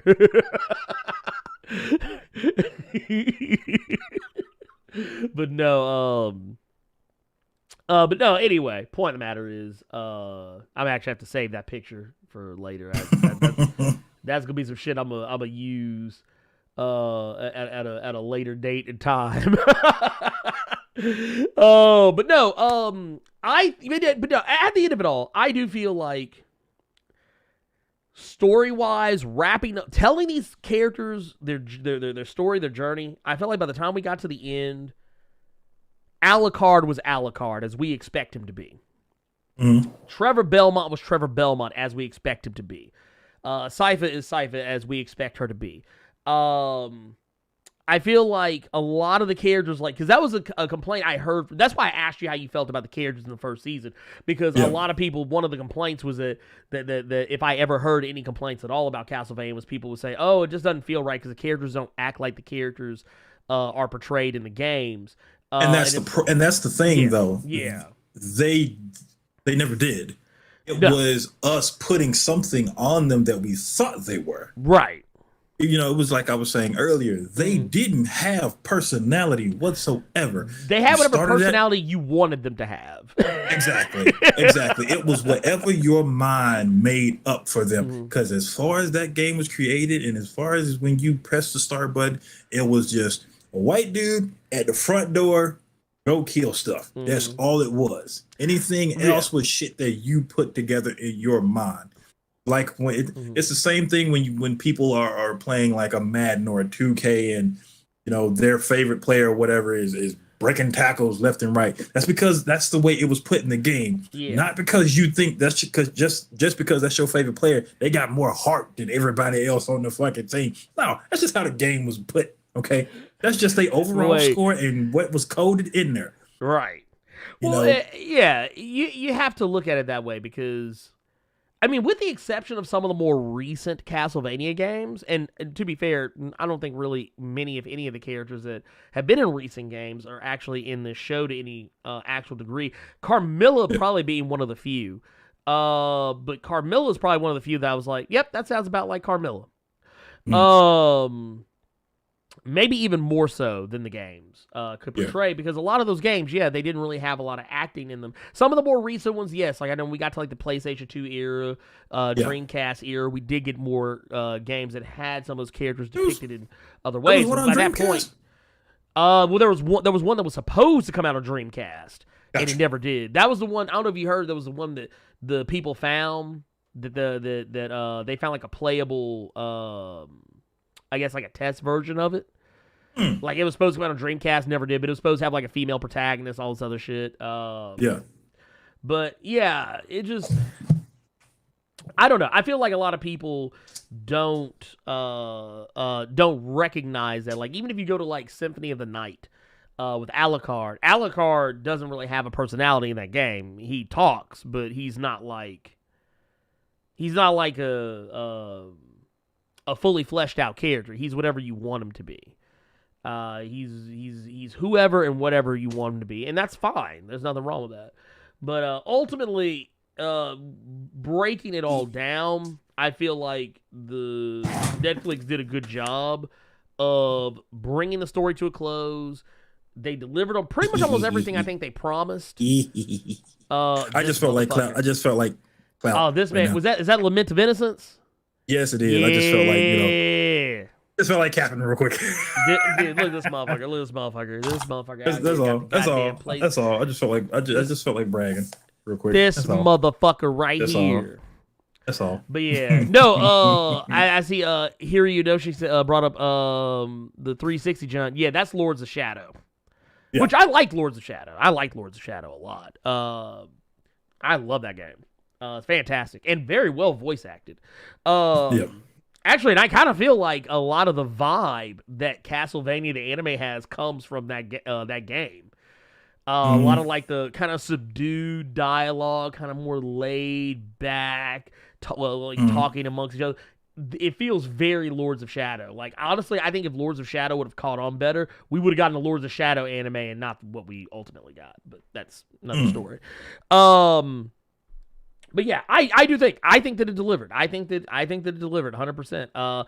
It wasn't perfect. Fourth season is not perfect. It drags in a couple of spots, but there's tons of action. Tons of action. I think more action than we've seen in any of the previous seasons. The quality of it never dipped, and it was consistent quality through every fucking season. But like we said, you're not gonna be perfect because nothing's perfect. No. But it was consistently good every single solitary season, and not a lot of shows can say that. Yeah. No, not many. Many, if any. But I will say that that said, yeah, I think they did a good job. Now there's supposed to be a spinoff in the works. We don't know what that spinoff is going to be. We don't know what direction that motherfucker's going to go. There's been no word about it. But we do know that they did leave it a little open-ended so that if they did want to come back later and continue the story or do a spinoff, there's plenty of room to work with. And if you are a fan of the games, you probably know exactly what the fuck I mean without even me having to say what that is. It's fucking Belmonts, okay? Fucking Belmonts. How many fucking Belmonts are there, okay? There you go. All right.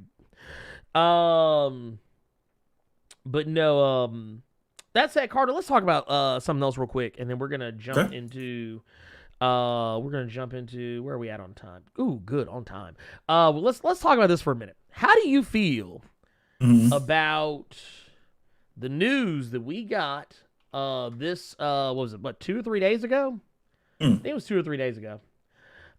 We got news that Regina King. Yes. Regina King is going to be directing the Bitter Root movie adaptation. This is something that I think a lot of people did not. I mean, of course, yes, we knew. Yes, of course, we knew. Yes, they are going to be doing the whole movie adaptation. A lot of people, like, it was always kind of hit or miss as whether it be a movie or a TV show. But more recently, it did become more evident it was going to be a movie. And now that they now have, and this is something I thought was just really awesome, Oscar award winning director Regina King. Do y'all know how far this woman can come from 227? See, I wasn't even thinking about 227. I was just thinking about her riding Guy Tori in the back of that mail truck, Poetic Justice. Like, ooh. But the one thing Chicago. Oh my God. Love her drunk ass. The one thing we can't even that we can't skip over as well is it's not just Regina King doing it. We also got Ryan Coogler doing it. Right, Ryan Coogler is in this mother. Like he is going to be overseeing this jaunt. And here's the thing. This is the thing I love about it. Here's what I love about it. Ryan Coogler's production company is putting this whole thing together. He has brought in an Oscar award winning actress and well, actually, I think in this case was for her direction, Yeah. for One Night in Miami. But you have brought in this woman who is so talented. Dude, if you would have told me 10 years ago Yeah. that the woman who voices Huey and Riley Freeman on the Boondocks is going to be directing a movie about a black family of monster hunters in 1920s Harlem, I'd have laughed you out the goddamn building. I'd have laughed you. And then you told me the comic was an Eisner Award-winning comic. I'd have laughed you out the goddamn building because there ain't no motherfucking way that shit. And the comic, the people behind the comic, you then interview. Right. Look, but hey, I'm just saying. But here's the thing, though. Carter has to correct something. Okay? Mm-hmm. Carter has to correct. Well, this is not even a correction. This is just more me making a statement. Okay. I don't want them on the Blerd Cave anymore. Because how is it you can come on this platform to talk your shit about your great book, but not tell nobody you got a Regina King cock loaded in your back pocket with a movie coming out? Oh, you laughing and joking with Ernie? I'm having to take a back seat because I just want to watch this interview and see what these men are spitting. Oh, but they got the Ryan Coogler, Regina King, Marvel vs. Capcom assist waiting. Look, they're gonna take you for a ride, dude. Yeah, dude, this is some crazy. shit. That's crazy. This is some shit, and I'm gonna tell y'all right now. I expect by the time this movie gets a trailer, I am willing to gamble black people are going to act a whole fool. The same way folks was acting a fool over Black Panther, same way folks was on Twitter acting a fool over Lovecraft Country. I'm telling you now, motherfuckers going to act a whole 1,010% fool. Yeah. When the trailer for this movie come out and they see the Sangerye's coming out here and just pow, clapping monsters, blowing monsters' heads off. Look, I'm telling you, it's gonna happen. And I'm ready for the cast. I'm ready for the cast. That's what I'm waiting to see. Look, I want to see who in the motherfucker. Is something crazy. I really don't want them on the cave anymore. Are you on the loud? Y'all going in the hole. Well, I'll put David F. Walker, Sanford Green, and Chuck Brown preemptively in the hole. There you go. Could you imagine? Like, okay, these are the same brothers that were interviewed on the Blerd Cave. They got the Regina King move in the back pocket. And what if this cast is just nuts, dude?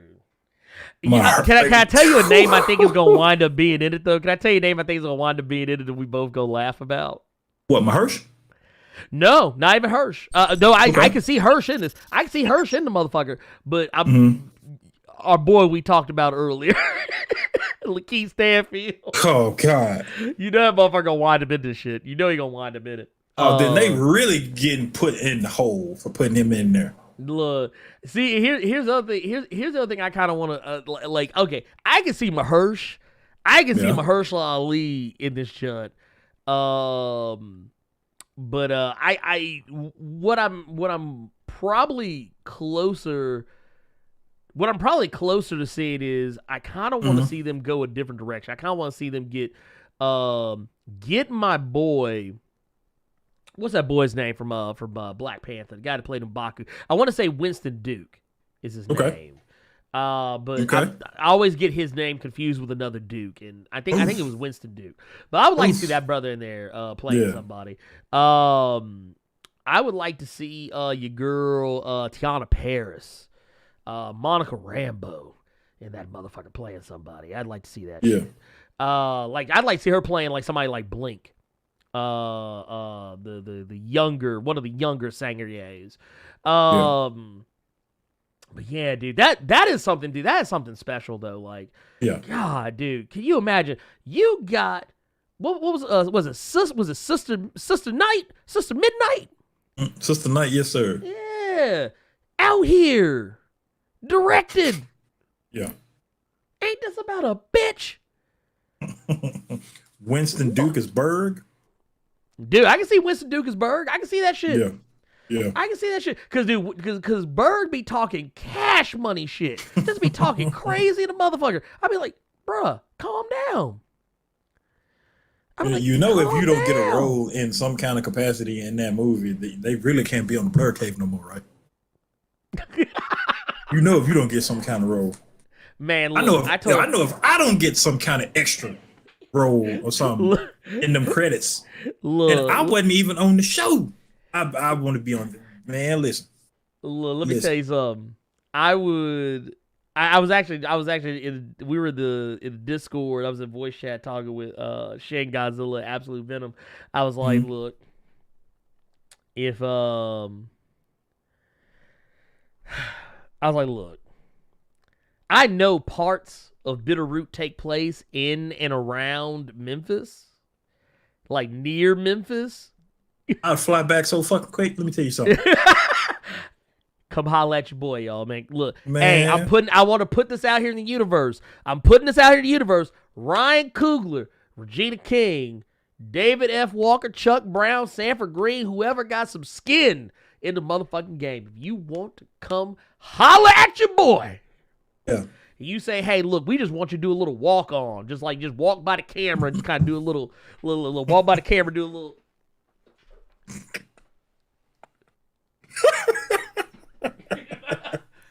Oh no, there's wait, no, I gotta do it every whole way. Oh no, boss, them's monsters. And then wow, you be ugly as hell if I saw you on the big screen doing that. I asked for my ticket back. I would call you while I was watching that scene to cuss you the fuck out. Be like, look, I'll be getting a phone call. Motherfucker be like, he's like, yeah, I want my money back. Yes, no, I want cash back, motherfucker. Yeah, I'm getting my money back for this motherfucking ticket, right? Oh god. But no, I mean, I'm in for it. I was really excited about this news because it's something I've been waiting on for a long time. Y'all know I'm a huge fan of Bitterroot. I have sang the praises of Bitterroot since day one. I've told y'all about this. I know a lot of y'all who didn't know about the comic. I know a lot of y'all I put on that comic. And this is an Eisner Award-winning comic getting a movie adaptation that is being overseen by the man who directed Black Panther. Can you just sit down and think about that shit for a minute? Yeah.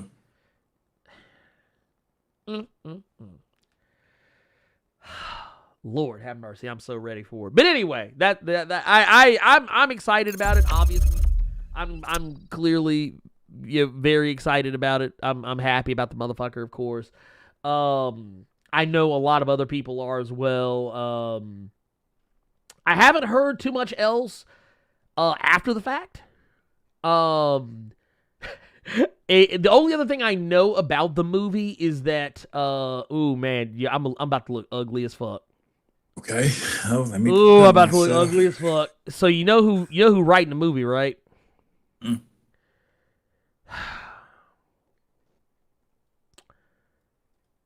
Comic book writer and TV and movie writer.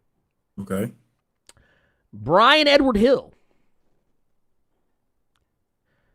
Now, you know how hard I criticize this motherfucker's Fallen Angels. You know how hard I criticize this motherfucker's Fallen Angels.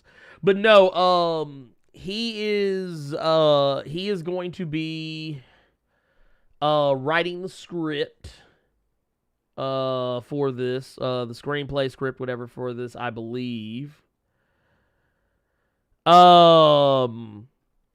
And yeah, it's gonna be interesting.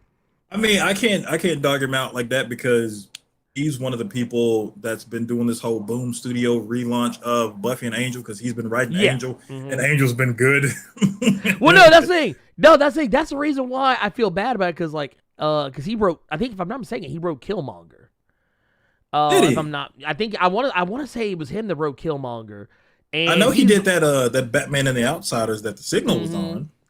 Also, I want to point out he wrote some of my favorite episodes. A lot of my favorite episodes, actually, most of my, or not wrote. He wrote a couple of my favorite episodes of Titans. Oh wow, And, he did do Killmonger. He did Killmonger, and he did some issues of the Totally Awesome Hulk. He also was a staff writer for Ash versus the Evil Dead. He's also the writer for the new Power Rangers movie that they're the other reboot that they're doing. I would die laughing, not to cut you off, free of bonds. If they cast Ray Fisher in this movie, I can't wait to do the Blerd Cave when that shit is announced. I'm not going to say nothing. I'm not going to be on camera. Man, I'm going to be looking just like this. Dude, let me tell you something. Hey, boy. I ain't going to lie. I'd be mad as fuck. I'd be mad as fuck. Anyway. But no, like I said, I always, it's always funny because I feel like I always end up dogging him out for Fallen Angels, and that's like one of the millions of things he's done. See, so this is what I'll say about it. Because I didn't like Fallen. I mean, you know why I didn't like Fallen Angels. I know. That book wasn't getting read. No way. But from everything that I have read of his, he got more hits than misses. I think Fallen Angels was the one where he didn't pull out like he was supposed to. Right. Stayed in there. He thought it was just because it was an X book, he'd go ahead and stay in there and go to sleep. He should have pulled out like he did with the other books, and it would have been fine. So, we'll give him that when he probably, hopefully, with how big this is, with how big this story is, and with how important this is, hopefully he will know to pull out. Maybe he stay in there for a little bit, pull out, go to CVS, get a plan B just in case. But just do your work. Just do your work. Damn. Oh my God. I almost said something ugly. I'm glad I caught myself. Was it but no, I'm here for it though. I'm here for it. I'm ready to see. I'm ready to hear more of what they have in store because I know this is something that, of course, I'm sure Regina has been tapped for a while to do this, so I'm pretty sure she's already got. We had a danger button for that. Danger. But no, I feel like I can't help but feel like Brian Everhill's probably been working on the script for a while now too, because I know that he's not a brand new announcement either. So yeah, I'm really curious to see what they got, what they're going to be putting together, and more importantly, the fact that I feel like Image Comics, Boom Studios, Aftershock, I feel like they make more comics. Okay. That could be so easily translated into movies and TV shows. That's not even funny. Yeah. Like, you think about the premise of Bitterroot, and it's like, dude, this is easy. This is easy money. Especially when you think about the popularity of TV shows like Lovecraft Country. People want more of that. We know that people love black cinema. They want to see black stories told. And while I kind of feel like, we've talked about this, before, how, oh man, I'm tired of seeing black pain. Oh, I'm so sick of motherfuckers just making this black for lack of a better way to put it, exploitation porn. Yeah. Oh man, these black people, they move in the house, but guess what? The ghosts are racist. It's oh wait, these black folks, They went to some party, but guess what? The people who run the party, guess what? They the Klan. It's like, why is it always got to be that? But in the case of Bitterroot, I'm willing to give a pass because I feel like this, and this may be an unpopular statement, so y'all might hate me for saying this, but I feel like Bitterroot has the potential to be to everyone what Quentin Tarantino felt Django would be to black people in his head.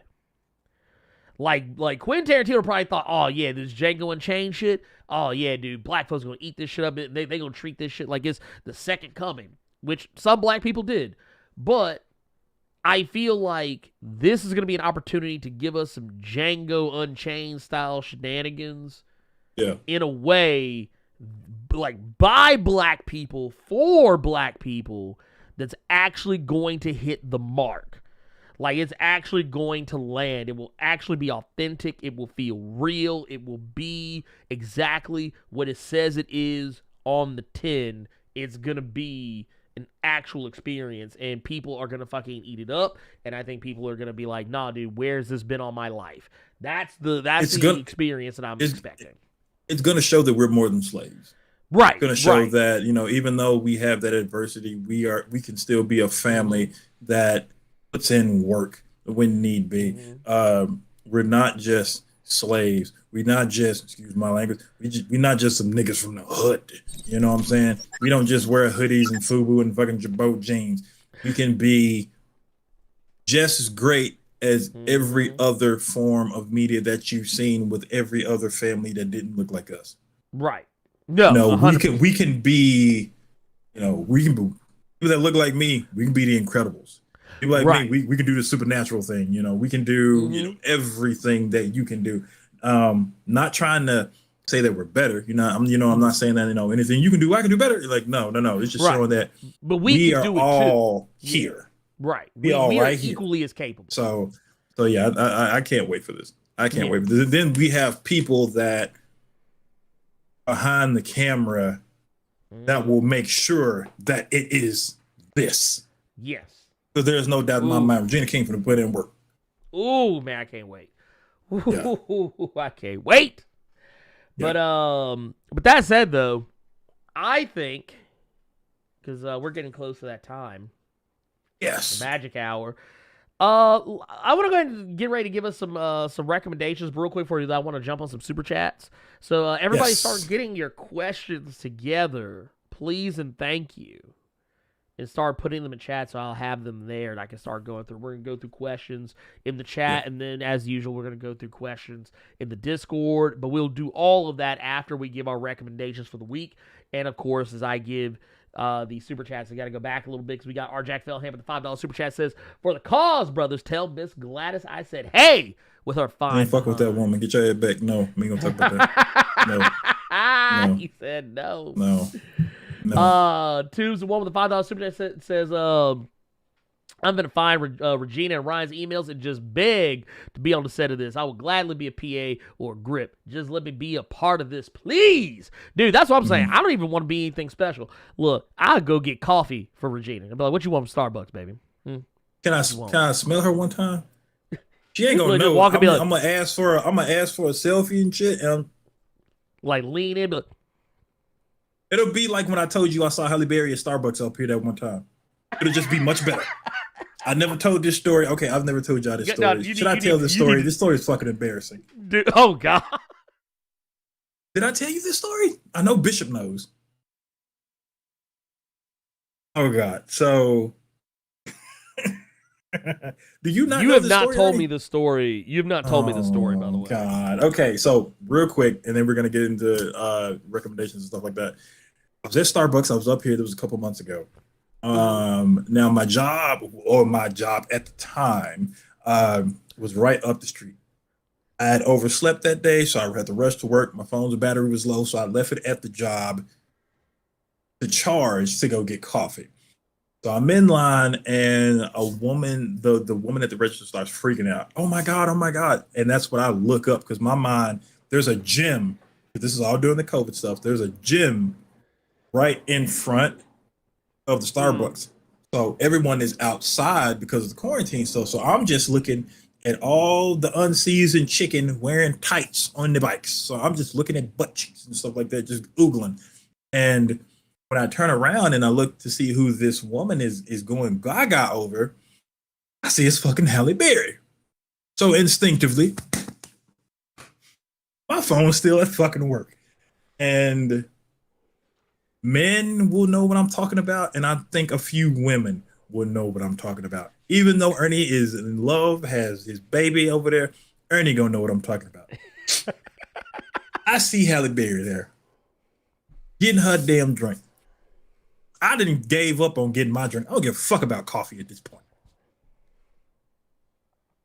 You all know when you see somebody that's fine as hell somewhere, male or female, that are in the chat right now, and make a certain noise. I made that noise. Problem was, I didn't make that noise in my head like I thought I did. So, Halle Berry, because anyone who's still going to Starbucks, you know you have designated spots to stand in that's 6 feet away from everybody. So I just go stand over there. I ain't even ordered my damn coffee yet. I just go stand over there. And I got my hand over my mask. My mask is on, but I got my hand on my face like this. And Halle Berry just walks past me, and I'm just looking. I'm just, swear to God, this is exactly what happens. Didn't even realize I actually did that shit out loud. You know when you just see somebody, you just like, did that. She looks at me. People at the register look at me. There's this big Hispanic dude. We were having a conversation about shoes. He looked at me and put his head down and started giggling. And then it sinks in what the fuck Carter just did.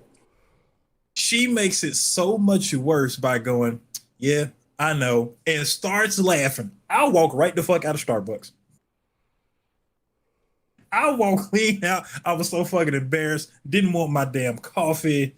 I just went to work, sat down, and I told some friends, and they proceeded to flame me because I didn't have pictures because I left my phone at work. Dang. Let's get into these recommendeds real quick. Here, let's go. We got one more super chat I want to hear real quick.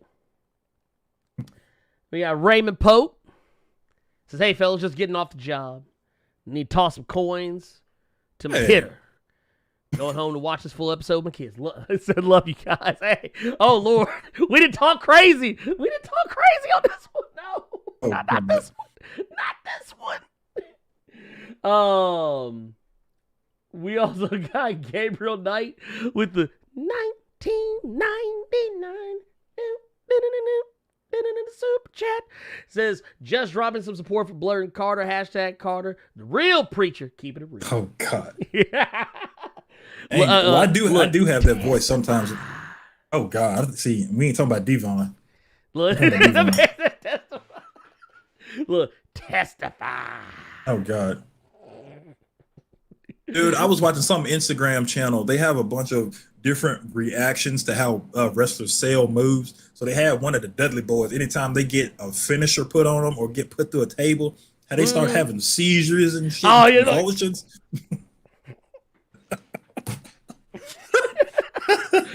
Look, why was Devon always overselling shit? I'm gonna send you one. That was on Instagram. It was him and Bubba Ray getting hit in the head with a chair. That shit had me in tears. Oh yeah, no. I remember that shit because that motherfucker because if I'm not mistaken, did he kind of stand there, kind of like? That's how Bubba did and he fell. Devon just started doing this shit right here when he got hit in the head with the chair. The shit was hilarious. Dude, oh my God. Carter. Yes.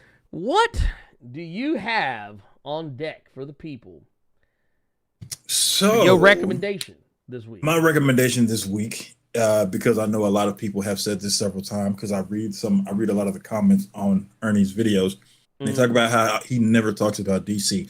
My pick this week is a DC book from Chip Zdarsky. Okay. My recommendation this week is Justice League Last Ride #1. Okay. It's Chip Zdarsky writing it with Miguel Madonca doing the art. Really, really, really, really, really good art. And in this book, it doesn't really have a timestamp of where it's taking place. It looks like it's taking place after all the Dark Knight's metal, death metal, stuff like that. But when I start going into the story, that doesn't appear to be the case. It looks like they just gave Chip Zdarsky just free reign to kind of do whatever he wanted. But what we have in this story, I'm going to try to make this as fast as possible. We have a Justice League that are at odds with each other. And it's more specifically, we have a Batman and a Superman who are at odds with each other. And we don't necessarily know why. We have Wonder Woman basically calling the team to the Watchtower to have a meeting. And then it ends up, it wasn't Wonder Woman that actually called the team to the Watchtower for this meeting. It was John Stewart. And the reason John Stewart called everyone there is because he needed a task handled that only the Justice League could handle. So we have everyone saying their hello. You have Superman saying hello to Clark. We have Superman saying hello to Wonder Woman, how much he misses her and misses the team and everything. And then Batman shows up, and then the bulls start hitting each other in the head, and we don't know why. So John Stewart has called everybody to the Watchtower and basically says that we need to hide somebody. Who are we hiding, you all are asking? We're hiding Lobo.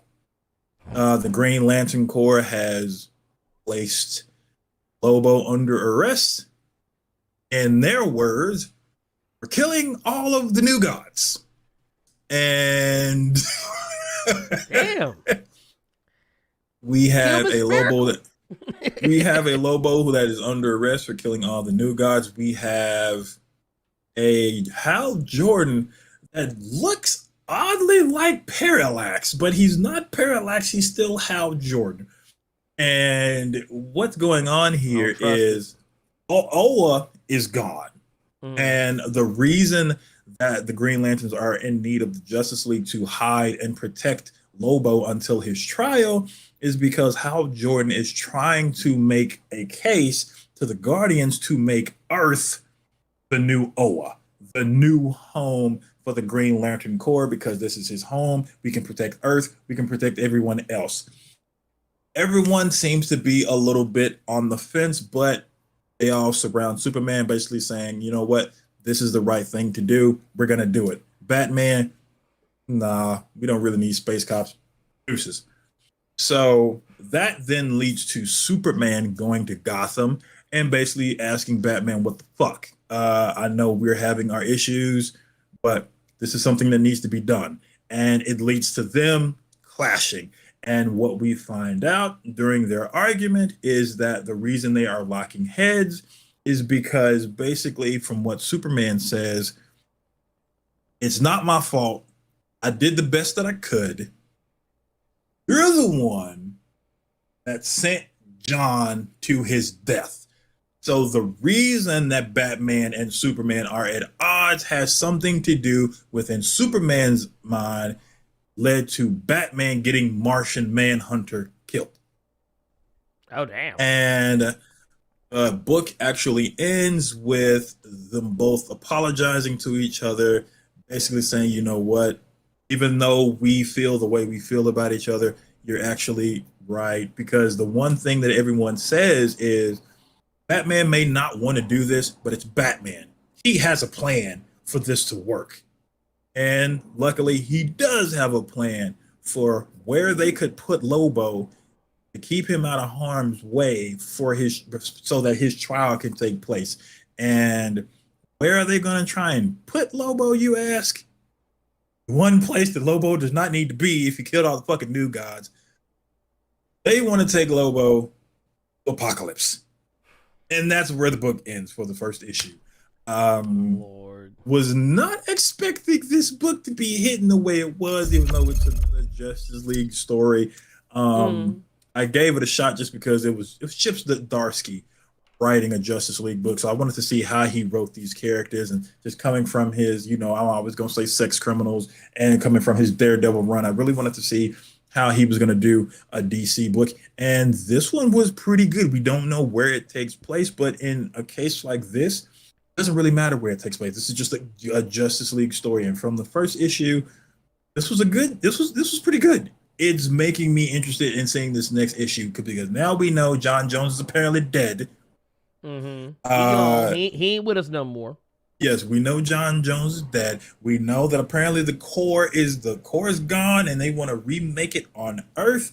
Lobo has killed all the new gods, and the one place that we think that we can hide him or can help us hide him is home of the fucking new gods that he has killed. So Justice League Last Ride #1 is going to be my recommendation this week. Ernie, what about yours, sir?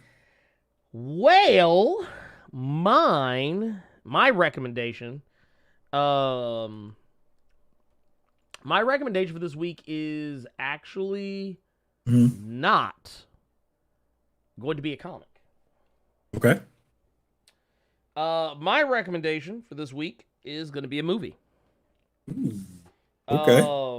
So y'all know me. I'm a huge movie buff. Also, more so than a movie buff, I'm also a very big horror movie fan. I love horror. I love horror movies. It's a thing, and it's just what I do. I don't have there's no rhyme or reason behind it. It just is what it is. Okay, so that said, the movie in question, and I want to give you guys a moment because I'm going to show you some problematic shit. This is a movie called Terrified, which, if I'm not mistaken, I believe this movie came out in 2017. This movie called Terrified. This movie is, this is a Spanish language film. So a pterodos for, or it'd be like a pterodos. I guess I have to roll the R. But anyway, point of the matter is, Spanish movie, really fucked up. But this movie actually fucked with my head. Like, I want y'all to understand something about me. And when it comes to horror movies, I watch horror movies when I go to sleep at night. Horror movies, sick fuck. I like to, when I unwind, people know me, I like to unwind. I'll watch a horror movie. When I unwind, I watch a horror movie. He says. I like horror movies. I don't know what it is about horror movies. They relax me. I don't know what it is. Yeah. But what happened is, and I'm just giving you, I don't want, and see, here's the thing. I don't want to tell you guys too much about this movie. I'm going to show you a few scenes, not even motion scenes, I'm not trying to fuck with YouTube and all this other bullshit that they do. But basically, this movie is about a little this neighborhood in Buenos Aires. Okay. And what's going on is, you know what, I'll kind of give you an idea what's going on with the very opening of the movie. You open on this woman who's standing in front of her sink. Okay. And she keeps turning on the water and then turning it off. Like, she'll turn on, she's like listening. And then she'll turn it off. And then she'll turn on, she'll start listening. Like, it's crazy. And then her husband comes home and he's like, what's going on? And she's like, I hear voices. I'm hearing voices coming from the sink. Is she Randy Orton? I hear voices in my head. But no, so what happens is, he's kind of like, I don't get what you're saying. Well, she's like, no, they're not like voices coming from outside. They're coming from the sink. She's like, I can hear them. And like, she even says, like, they're talking about, like, they want to kill me. And at first, dude is like, I don't get it. They go to sleep, and then she mysteriously just kind of wakes up. She's like, she goes to the bathroom, and he starts hearing this weird banging noise. He thinks it's coming from his neighbor, because his neighbor's been making a lot of noise next door, because little does this guy know, his neighbor is being haunted as well. His neighbor's being haunted. The whole neighborhood is being haunted, and no one knows what is going on. Like, and this type of shit that, like, this movie, I'm not going to lie to you, it's virtually critic proof, in my opinion. Because, like a lot of times we watch horror movies like, dude, just don't go in the house. Or, dude, don't do that. Why are you doing this? This is why you're going to die. No, there's nothing you can do. There's no right answers. There's no wrong answers. Well, there is one wrong answer. But in this movie, it's one of those movies where it's just like, yeah, you could try to play every rule of the horror movie survival handbook, and you will likely still die by the end of this movie if you make one mistake. That's how tight this movie is. And what I love about it is when the guy gets up to go see what is going on with his wife, like finally, after going next door, yelling at his neighbor, looking around outside, checking other rooms in the house, he finally goes to the bathroom.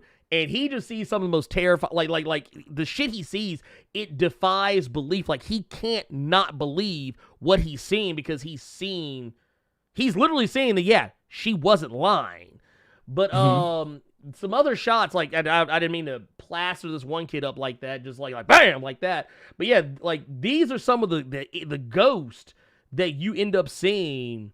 And I saw somebody ask if it's in English. It's not in English. It's only in Spanish. But I won't lie to you. Even for a person like me who I'm pretty adept when it comes to reading subtitles, you don't really have to read everything they're saying because a lot of it can be just interpreted. A lot of what they're saying. Like this scene right here alone actually terrified the hell out of me. Like, this dude was basically chilling under this man's bed. Like, the footage you're seeing, this is actually coming from a camcorder that the man set up in the corner of his room to try and prove that there was a ghost in his house. This dude literally was standing over him for like an hour. Just watching. Just standing over him with his dick out? Mm-hmm. Just standing over him and then walked off. And like you kind of see there, that's another part where it kind of comes up. But like just the makeup effects, the special effects they use to create these really interesting ghosts is just great. Like, honestly, if you have Amazon Prime, this is on Amazon Prime if I'm not mistaken. And it is, I want to say it is, I don't think you have to have Shudder or anything like that. I'm double checking right now just to be 100% certain. But yeah, I'm looking it up right now. Actually, you actually do have to have it. If you have Shudder or like AMC on Amazon Prime, it's available there. It's also available to rent on just about every platform. You might even find an English version if you go to other platforms. I watched it on Shudder. They only had Spanish. And it's also available to buy on every platform just about as well. Apple, Peacock, or not, wait, did it say Peacock? I don't remember shit. No, it was Vudu. Google Play, YouTube, Amazon, whatever. It's available. There's a lot of different platforms. But yeah, I don't want to say too much else about what the movie is about because honestly, this is one of those, like, I was literally glued to my seat and it just like I was kind of leaning forward like, oh, what's gonna happen next? But they are planning on making a sequel. The gentleman who directed this, he actually has already written or started writing a sequel as of last year. And I can't wait to see it because yeah, this movie is just like okay, for those of you who know what I'm talking about, I feel the same way about this movie that I felt about the movie Wreck when it originally came out. I was like, dude, they get it. I was like, these motherfuckers know how to make a really interesting horror movie down there south of the border. This shit is off the chain. But yes, I do highly recommend it. I will say this.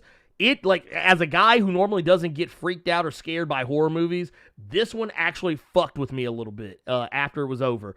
Like, I was like, ooh, shit. I was like, damn, man. Ooh, damn. Ooh, no. But yeah, but anyway, those who know me well enough and how much I love horror movies, that should give you an idea of how much I enjoyed this. But, that said, let's get into some questions. Right quick. I did see one from Melman. Yes, I did. And I actually have it right here. Bam. Got it in the mail. If you can see, try to not have the glare on it.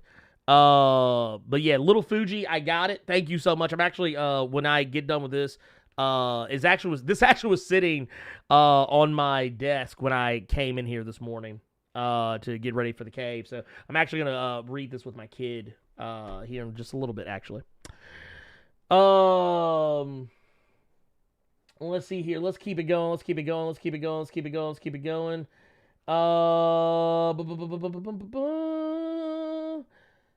Let's see. I'm looking. There's a lot of laughter. That's always good. Laughter.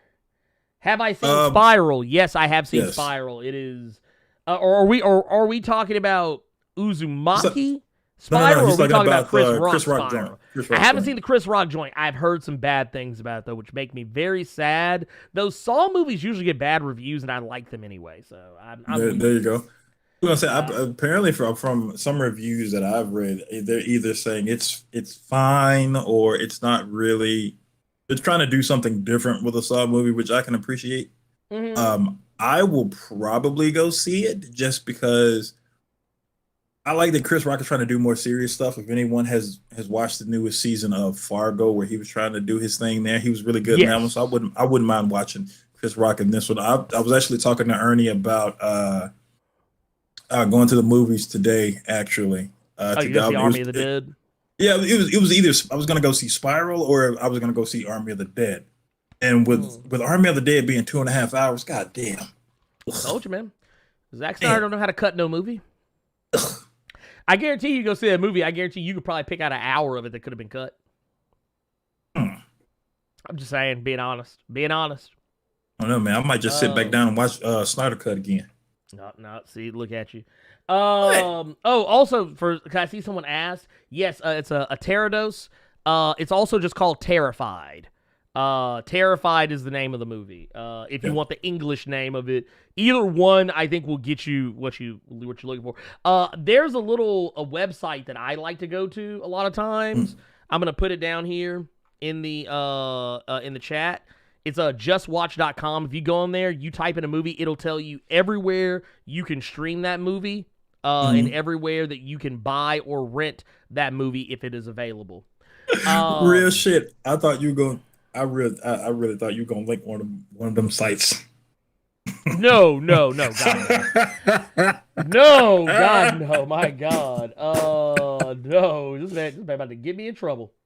I'm just saying, man. Let's see. Have you guys played any of the Legacy of Kain games? Yes, I have. Yes. Okay. So I didn't want to answer for you. But, yeah, I've played one, a tiny bit of two. I didn't play either of the Blood Omen games, but I did play Defiance, and I hated the twist. Defiance. Spoiler alert for Legacy of Kain. Yeah. I know what you're talking about. It took me a minute to think about it. I was like, the twist? I was like, what twist? I was like, oh, that twist. Yeah, never mind. I didn't like the twist. There's a weird twist at the end. Yeah, twist made me mad. But yeah, I played all of them too. Legacy of Kain, Soul Reaver, Blood Omen, all of it. Defiance. I feel the same way about Defiance that Carter does for the most part. I might get Soul Reaver 1 on my Vita. Ooh. I didn't think about that. I have that motherfucker on Steam, but I haven't played it in a while. It's on Steam? Yeah, it's on Steam. All of them. Actually, I think all of them. Because I think I have Legacy of Kain, Soul Reaver 1 and 2, and Blood Omen 2, and Defiance on Steam. Yeah. I hated Legacy of Kain at first. I didn't like it at first either. It grew on me. It was one of those games that grew on me because I had it on Dreamcast for whatever reason. I had it on PlayStation, but the reason I hated it was just because that was the first game where I experienced a to be continued. I didn't know video games were allowed to do that. And then to not see the fucking sequel all the way up until PS2. Mm-hmm. I played it when PlayStation had dropped. Right? So I remember playing the demo for it on PlayStation, and I never bought it, and I ultimately bought the game on Dreamcast, which, whatever. I played the demo of it on one of them Pizza Hut demo discs. That's what I got. Mm-hmm.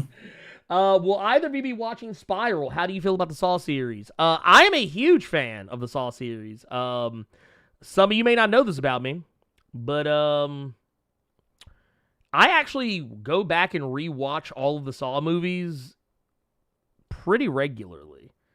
Like every like couple of months, 2 or 3, maybe 4 months, I'll go back and watch all of them. Even the ones I don't like, maybe less the ones I don't like. Like, and I'm not crazy about the 7th one. Saw That's 3D. Is that the 3D one? That's Okay, 3D gent. Even though it has some of the cooler traps in it, I'm not the biggest fan of that movie. But I'll watch pretty much all of them, including Jigsaw. The one that they did that was supposed to be like it was like supposed to be technically they disguised it as a reboot, but it's actually a prequel.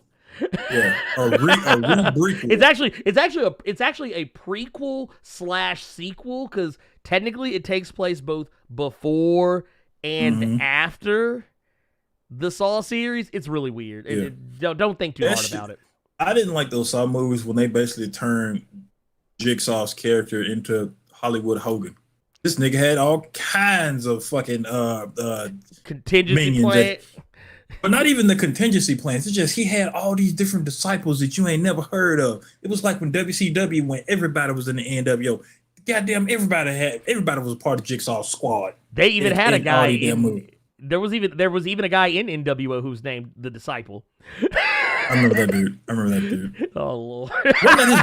Wasn't that his brother that always got whooped instead of him? I think so. Or no, that was you might be thinking about Wasn't that Horace Hogan? That was Horace Hogan. The disciple? No, it was somebody else. I forget who the disciple was, but it was stupid. But anyway, point of the matter is, yeah, he did have a lot of disciples that like secret disciples that like it was they even went back and retconned some shit from the original movie because I don't want to say too much in case anyone doesn't know, but just know that I enjoy the movies for what they are. I think the first, for me, the first 2 movies are perfect in my eyes. Like I love the first 2 movies.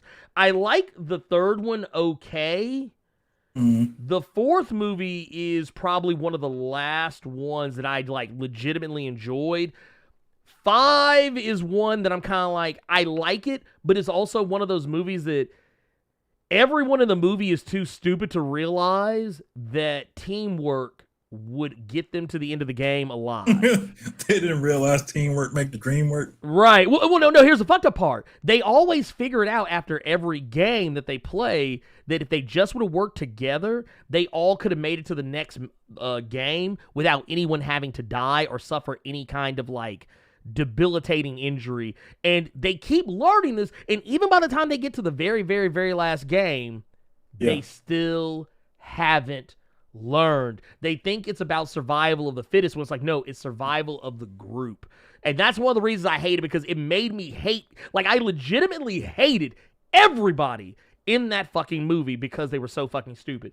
Saw 6 is probably I take it back. Saw 6 is the last one I legitimately liked. Because I actually thought it had a good story, but it had a really heavy-handed message about insurance, about health insurance. I remember that one. And that I think, while it didn't bother me, when people tell me they don't like Saw 6, I'm like, I get why. It is incredibly heavy-handed. It's putting his head, it's like,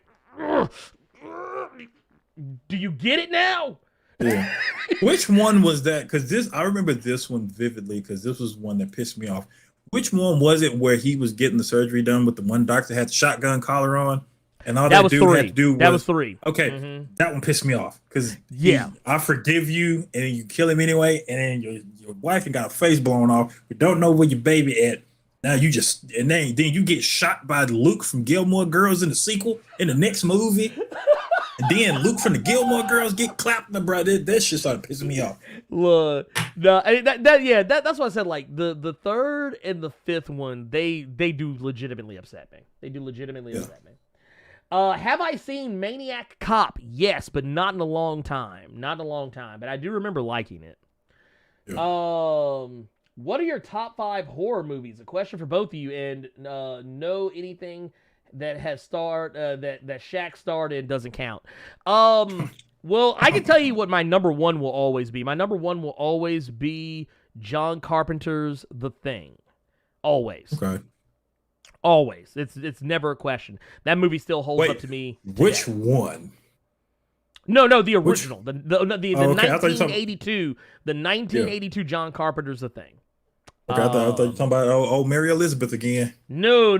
I like that movie, but it's not It's not my top 5. I just think it's an okay movie. It's got an interesting thing going on. That's about it.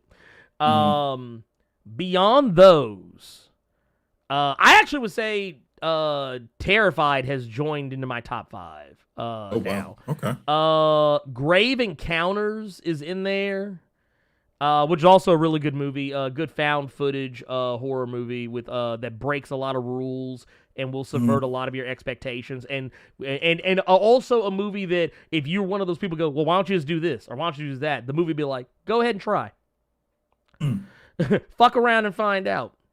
Another one of my personal favorites of all time is going to probably be... I don't expect people to get it, but one of my favorite horror movies of all time is a little movie called Bad Moon. It's a werewolf movie, in case you couldn't tell.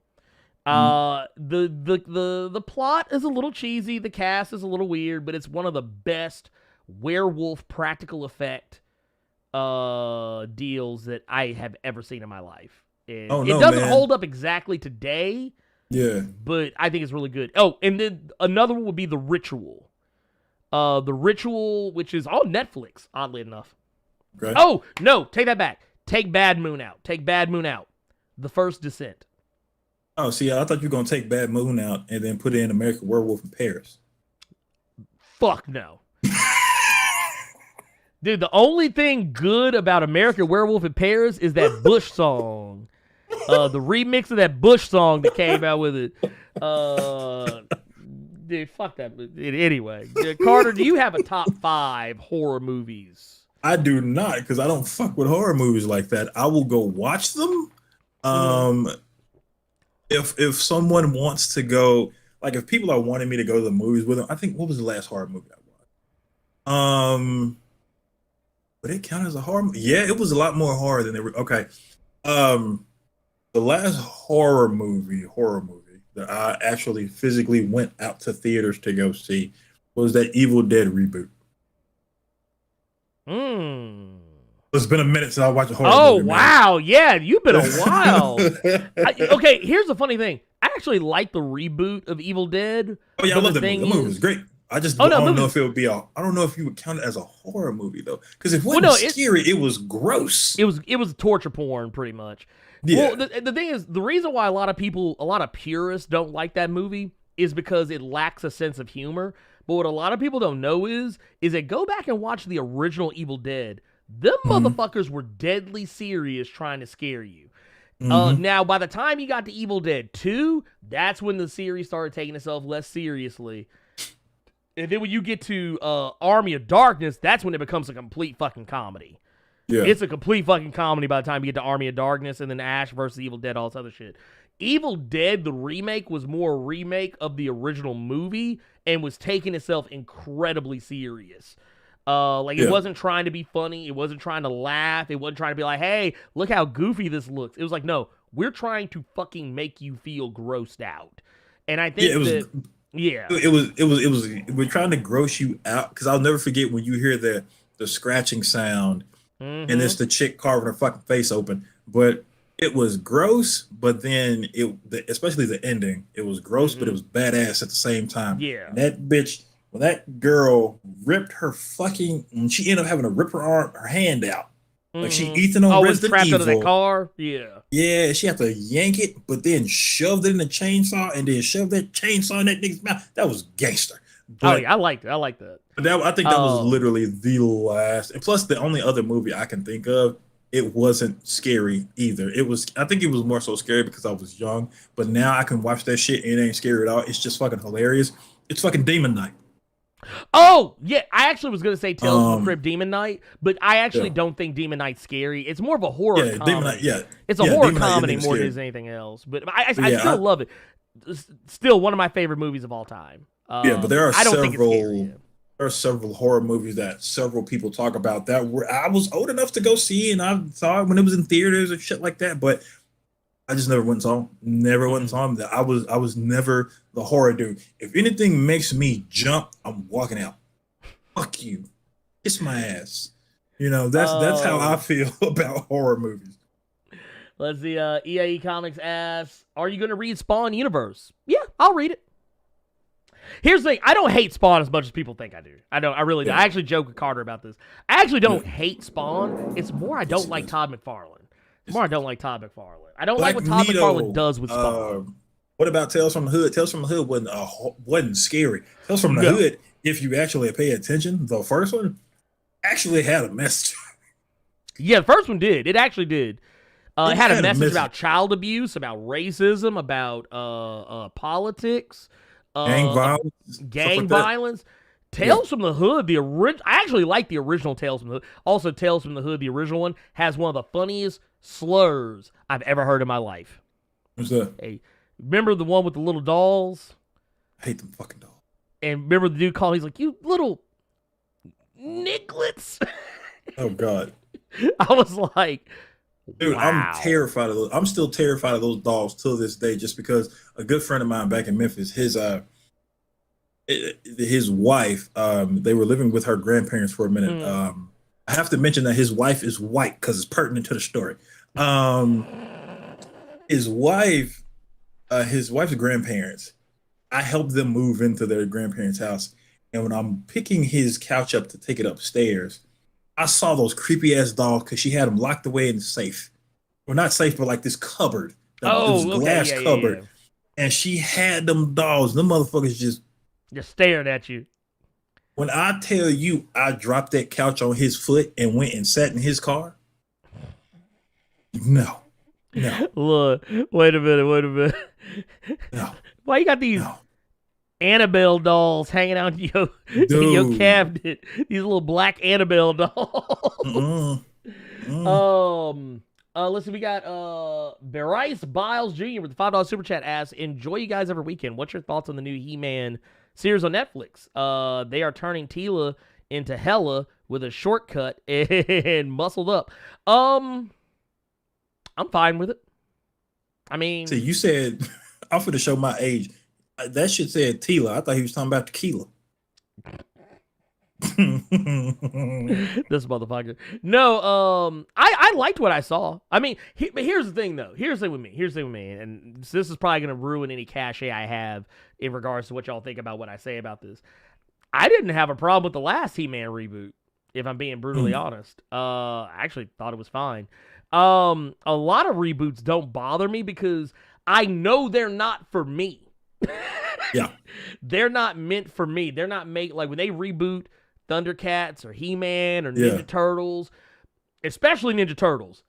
I had to accept that Ninja Turtles was not being rebooted for me almost 20-some years ago. Like, this wasn't a reboot, but the same thing can be said for it. Sonic the Hedgehog's movie with Jim Carrey. That wasn't for y'all. That wasn't for us. That was not. That was for, like, kids. That was for those kids that you all have lovingly donated $3,000 toward. Did not realize we hit that goal until I just. We actually just did. I think it must have just happened because I was looking at it earlier and it didn't say it. Yeah, but so, goddamn, Sonic the Hedgehog was for kids that you are helping right now with St. Jude. We hit 2 goals in 2 hours. More so because y'all want me to do stuff, and of course I'm going to do it. But because it's for a great cause. Well, we made $3,000, man. We made $3,000 a day, and we made $3,000 a day. By the way, dude, can I just say, John from Blerd Cave, dude, out here, man. You are out here. That's crazy. That's crazy. Look, he said just evening out the total. We all like whole numbers. Love your content. Thank you. And I don't want any perks. You do more than enough, dude. See? Oh man.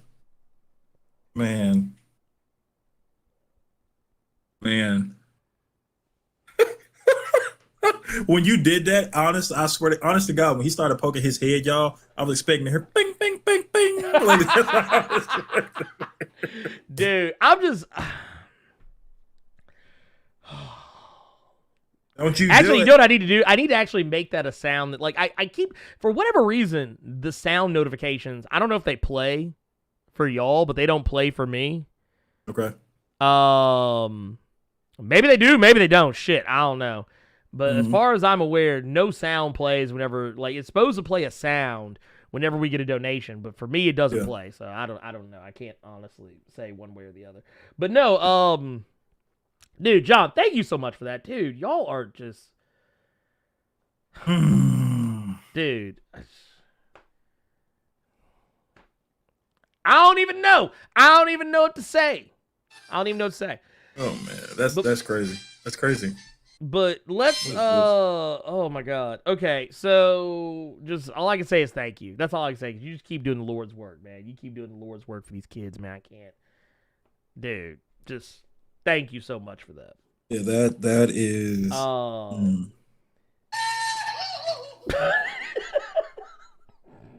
Actually, no, can I make that the sound that plays when someone donates? That might be a thing. Oh god. Like, but yeah, no, I agree. Blackgate Comic Geek, yes. Legacy of Kain does definitely need a reboot. Yes. In so many ways. Chi-Town Dan says, any ideas on who's bringing charges for the trial of Magneto? I have a sneaky suspicion that it's going to be the Fantastic Four. I think that Magneto is going to fuck somebody up in the Fantastic Four. Because, I mean, think about it. There's only 2 rules. There's three. There's 3 rules. I'm pretty sure Magneto's out here clapping cheeks, so he ain't broke that one. Because they make more mutants. I know for a fact that it's defend the sacred land. He's definitely going to do that. He's done that plenty. So it's got to be killed somebody. He clapped somebody. That's what I'm thinking, just because the first image that I saw from the trial of Magneto, he was wearing the all-black suit that he won the Cullen Bunn run. And in the Cullen Bunn run, that was when his powers were... He was having to use MGH to kind of keep his powers up, but he was fucking people up in that book. I'm fairly certain Magneto murked somebody. Oh, yeah, he fucked somebody up. Is the He-Man series going to be connected to the She-Ra series on Netflix? No, it's not. They are unconnected.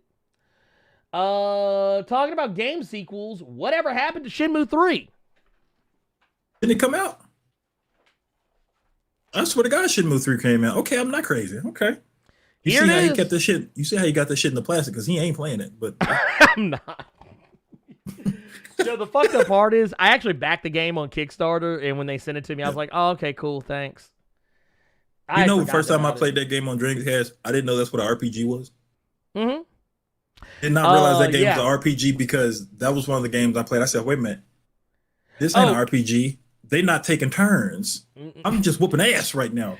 But it had RPG elements. It was It was like you were playing a full story. Yeah, I'll by the never way, forget that first game though, because that's the hardest boss fight ever. When you gotta fight that old man in that arcade.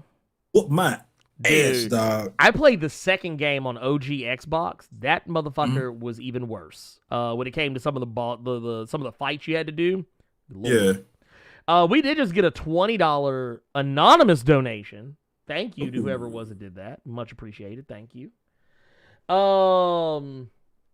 They said the disciple was Brutus the Barber Beefcake. I forgot that it was him. Yeah, it was him. Also, I saw someone put it was Agatha all along.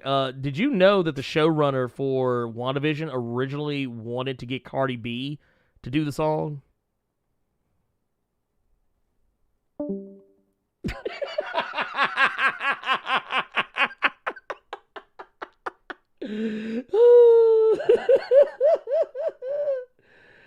Oh, let's see. Blerd.radio. He says, what, Tales from the Dark Side or Creepshow 2? I actually really like Tales from the Dark Side. That's actually one of my, like, when it comes to anthology horror movies, yeah, Tales from the Dark Side every time. Anyone in the chat? Oh, that's for the chat. I have seen Audition, by the way.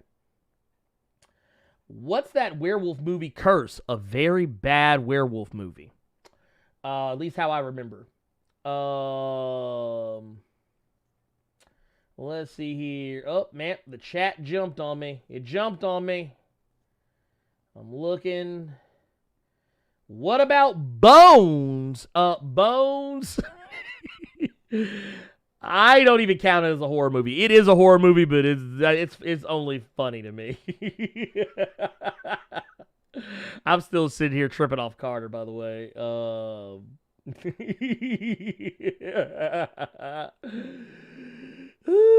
God. Okay. LJ Brown, thank you for that Blerd Club Silver, my guy. Thank you. Thank you. Thank you. Here, let me see. What else we got here?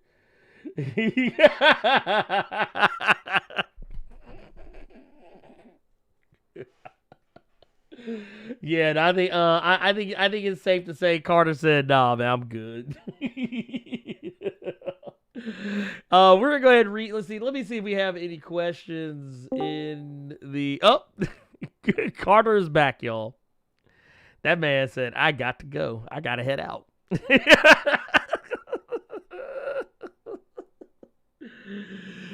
Okay. Oh wow, Discord is trying real hard not to load these questions, y'all. Jay Dizzle says, too many comics in my house and I was looking at old comic runs I should jettison. Was reading Hickman's Fantastic Four and forgot about this hilarious one-shot of Human Torch and Spidey in Fantastic Four number 17. For you and Carter, what is a really great one-shot you've read recently or from back in the day? Carter, you got any favorite one-shots? It comes to mind off rip is God, this was back. This was still New 52 DC. This was during what they were calling Villains Month, which was an entire month of just one-shot comics that were different villains that were running roughshod in the DC universe, because this is around the time when Jeff Johns was doing the Justice League book and the Crime Syndicate showed up, and it ended up being all the villains coming together to face the Crime Syndicate. There was a it was a one shot for Batman and Robin. It was Two-Face #1. I was someone who was always a fan of Two-Face, and this was basically him being offered a role with the Crime Syndicate's group that was taking over, because as far as anyone knew, the Crime Syndicate had killed the Justice League, and what they had really done was like sent them to like Earth 2, which is where they came from.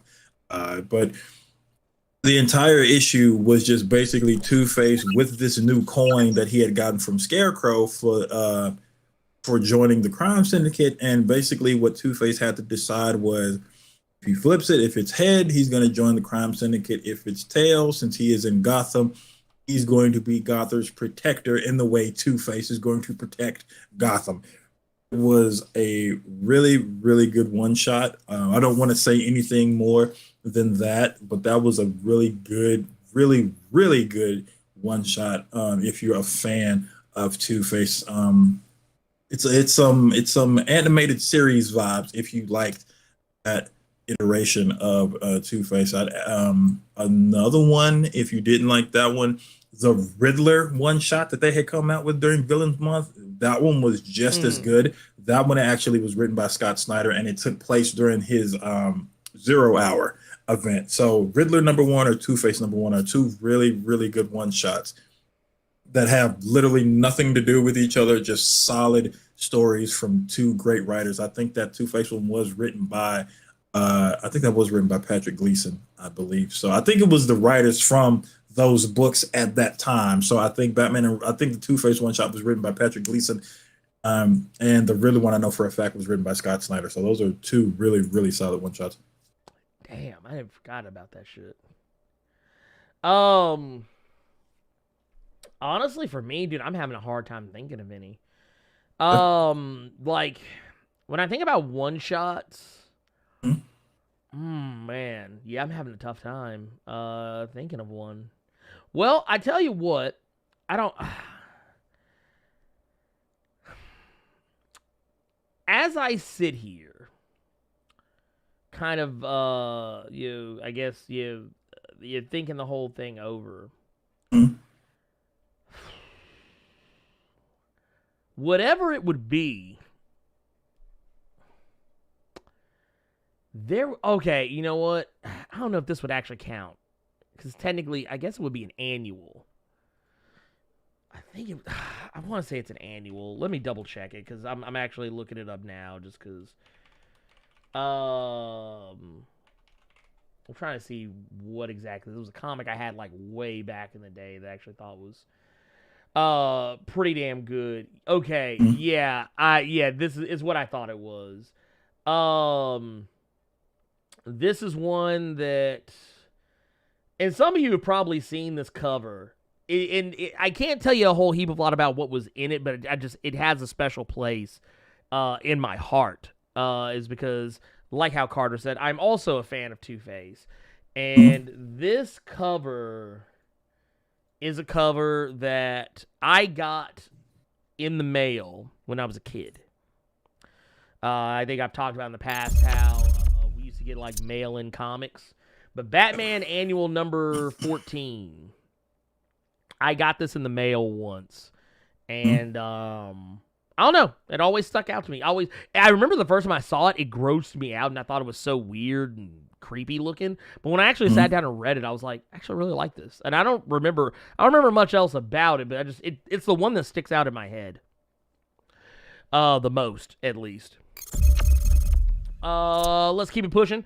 Prince D says, after seeing her in Lovecraft Country, Journey Smollett is probably one of my favorite up-and-coming actresses that I'm anxious to see more of. I've been thinking... What's that, up-and-coming? Well, I mean, she's been around for a minute, but she's just now really kind of getting her shine. Yeah. Okay. I've been thinking, what superhero role would be great for her? I know she played Black Canary in Birds of Prey, but that movie just didn't do it for me, and Black Canary is one of my least favorite characters in general. The best I could arrive at was Phyla Vell. What character would y'all like to see her take on in a Marvel movie, since she's already done DC? In a Marvel movie? Ooh. In a Marvel movie, honestly, man, that's a tough one. That's actually a tough one. That is actually a tough one because, as I sit here and think about it, a lot of the people who I would want to cast, she doesn't come up when I think about a lot of Marvel characters because, nothing against her, but a lot of those characters tend to be darker complected or depicted as being darker complected. She is light, bright, and 2 shades from white. No shade against her for that either, but just it is what it is. Man, as I like, honestly, as I'm sitting here kind of thinking it over, I don't think there's a character I could pick that wouldn't cause a complete and total backlash. Because most of the characters I'm thinking about, every time I think of a character, I'm like, oh, that character is dark-skinned. Is dark-skinned, typically. It's like, I was sitting there, I was like, well, maybe this character is like, no, that caused some problems. You know what? I'm going to say it anyway. Just because I did read that first issue yesterday, so it's still kind of fresh in my head. I wouldn't mind seeing her, I think, Monet. Oh, you talking about from X-Corp? Oh, because of X-Corp? Yeah. Well, I mean, they keep lightening that heifer skin up, I guess. May as well. I mean, if they could make Michael B. Jordan Torch. I mean, that is fair. I don't know. I tell you what.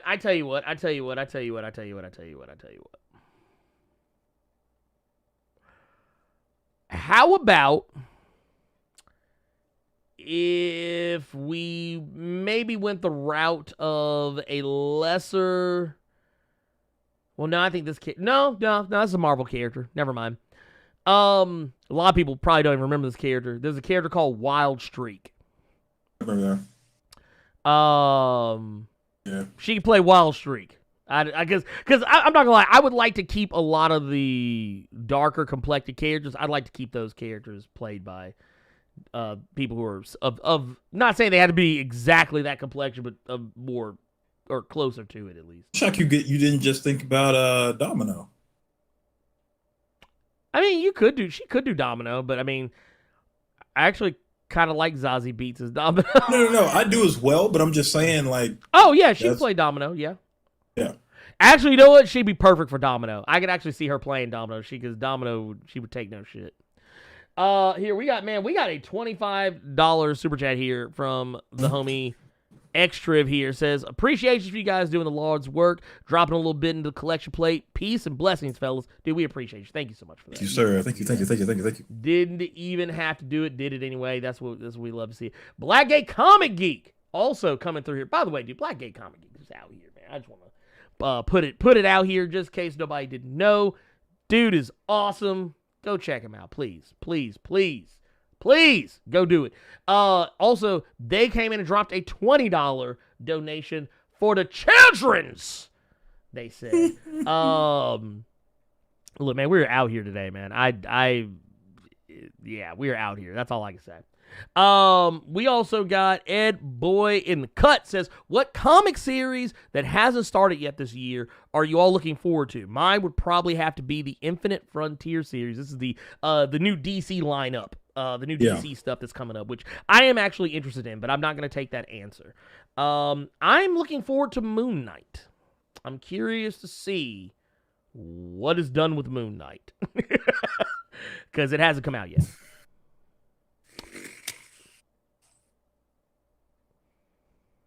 Honestly, I don't know. I really don't know. I don't want to say Moon Knight either because I don't. Who's writing it? Let's see here. New Moon Knight series. I don't remember the names on it, but let's see. Yeah, okay. This July, it's going to be Jed McKay. Or Jed McKay. To be completely honest, I don't even know. I like the art. Alessandro Capuccio. Okay. I don't even know what book he's doing, but I'm really interested in seeing what Marvel. I'm just interested in seeing what Donny Cates is going to do next. I am very curious about that as well. I really want to see, because nothing has been announced that I'm aware of, no kind of writer, artist, or anything like that. But them bringing him back, you already know there's going to be a book. So I want to see what they're going to do with Flash Thompson. Okay. Yeah. Actually, you know what? They are going to be bringing Flash. They are bringing Flash Thompson back. So I would be curious. You know there's going to be a book. So I'm interested in that. Definitely. Yasuke says, 2 things for Carter. I choked on my eggs while hearing your Halle Berry story. She's so fine. We all would have made that noise. 2, finished The Legend of Luther Strode and thought it was great. Moving on to the to Legacy now. Now that Jupiter's Legacy. Oh, and actually, I will have you know, I actually picked up some Luther Strode. I'm finally gonna sit down and give that book some time. But he said, Yasuke also said, now that Jupiter's Legacy is out, and the next project I'm anticipating from Millar World is the live-action adaptation of Prodigy, which I also just finished rereading, because I love that fucking book. Who would you cast to play Edison Crane? I'm between, was it Reggie Jean Page and Trevante Rhodes? Also, the new Firepower, though. Dude, Firepower is lit. Y'all need to quit fucking around and read Firepower. I do. I really do. Firepower's good. That's actually one of the best things Robert Kirkman has written since Invincible. So, I'm just gonna be real about it. I almost don't want to say because I'm actually in the middle of working on a video for Prodigy, but but I will say this: if I had to pick somebody that I think could play the character, man, it's gonna be a weird one. Because I don't expect a lot of people to know who the fuck it is I'm talking about. But there's this cat who I want to say he was in both versions of Dear White People. The dude who had a thing for her. The dude who was kind of like I guess he was like the jock. Yeah, his dad. Yeah, his dad. His dad was the dean. That dude. Yeah. His name's Brandon P. Bell. I don't know. I would get him to do it. I mean, he kind of like, I don't know, when I first took a look at the character, that's kind of who he reminded me of, like just from a looks perspective, but that's just who I thought of. But no, I can see him. I can see him doing it, or maybe some other people. There's other people I can definitely think of, but that's the first thing that kind of came to mind when I thought about it. And then our last Discord question: with the success of Invincible, do you think they may bring other characters into the Amazon universe. I'm a fan of Shadowhawk, but do not think they will make that happen. Still waiting for Blue Marvel. Now John brings this up, and I actually think that this is a very good one because you could do other Image Comics characters, but would they? I don't think they would. Yeah. Not Shadowhawk, at least. Shadowhawk is one you'd have to revamp because the whole tilting point for Shadowhawk is that he has AIDS. But AIDS is not the death sentence it used to be, so you'd have to come up with something else. You'd have to do something else, or you'd have to readdress how that is handled. Mm-hmm. Pit would be interesting, but I don't think they would do Pit either. About Kid Icarus Pit? No. No, I'm just being an ass. I'm just being a jackass. I'm talking about not Hulk, not Lobo Pit. Like, they literally just put Pit, and not Pit, but they put Hulk and Lobo together in one character and say, here you go, have fun with it. But yeah, I don't know. I would, if it were me, I would really like to see, well, of course, I mentioned Firepower. I think Firepower would make an interesting series. Like, if you want to make a good martial arts series, Stealth would also make a really good animated series. If you wanted to, like, you know, kind of play that one up a little bit, you could even have it as short as the Invincible first season, and you could probably tell a story in one shot and be in and out. Trying to think of something else. Trying to think if there's anything else that comes to mind that would make for a good animated series thing that you could do from Image Comics. Kill or Be Killed. Dude, Kill or Be Killed could make a good animated series.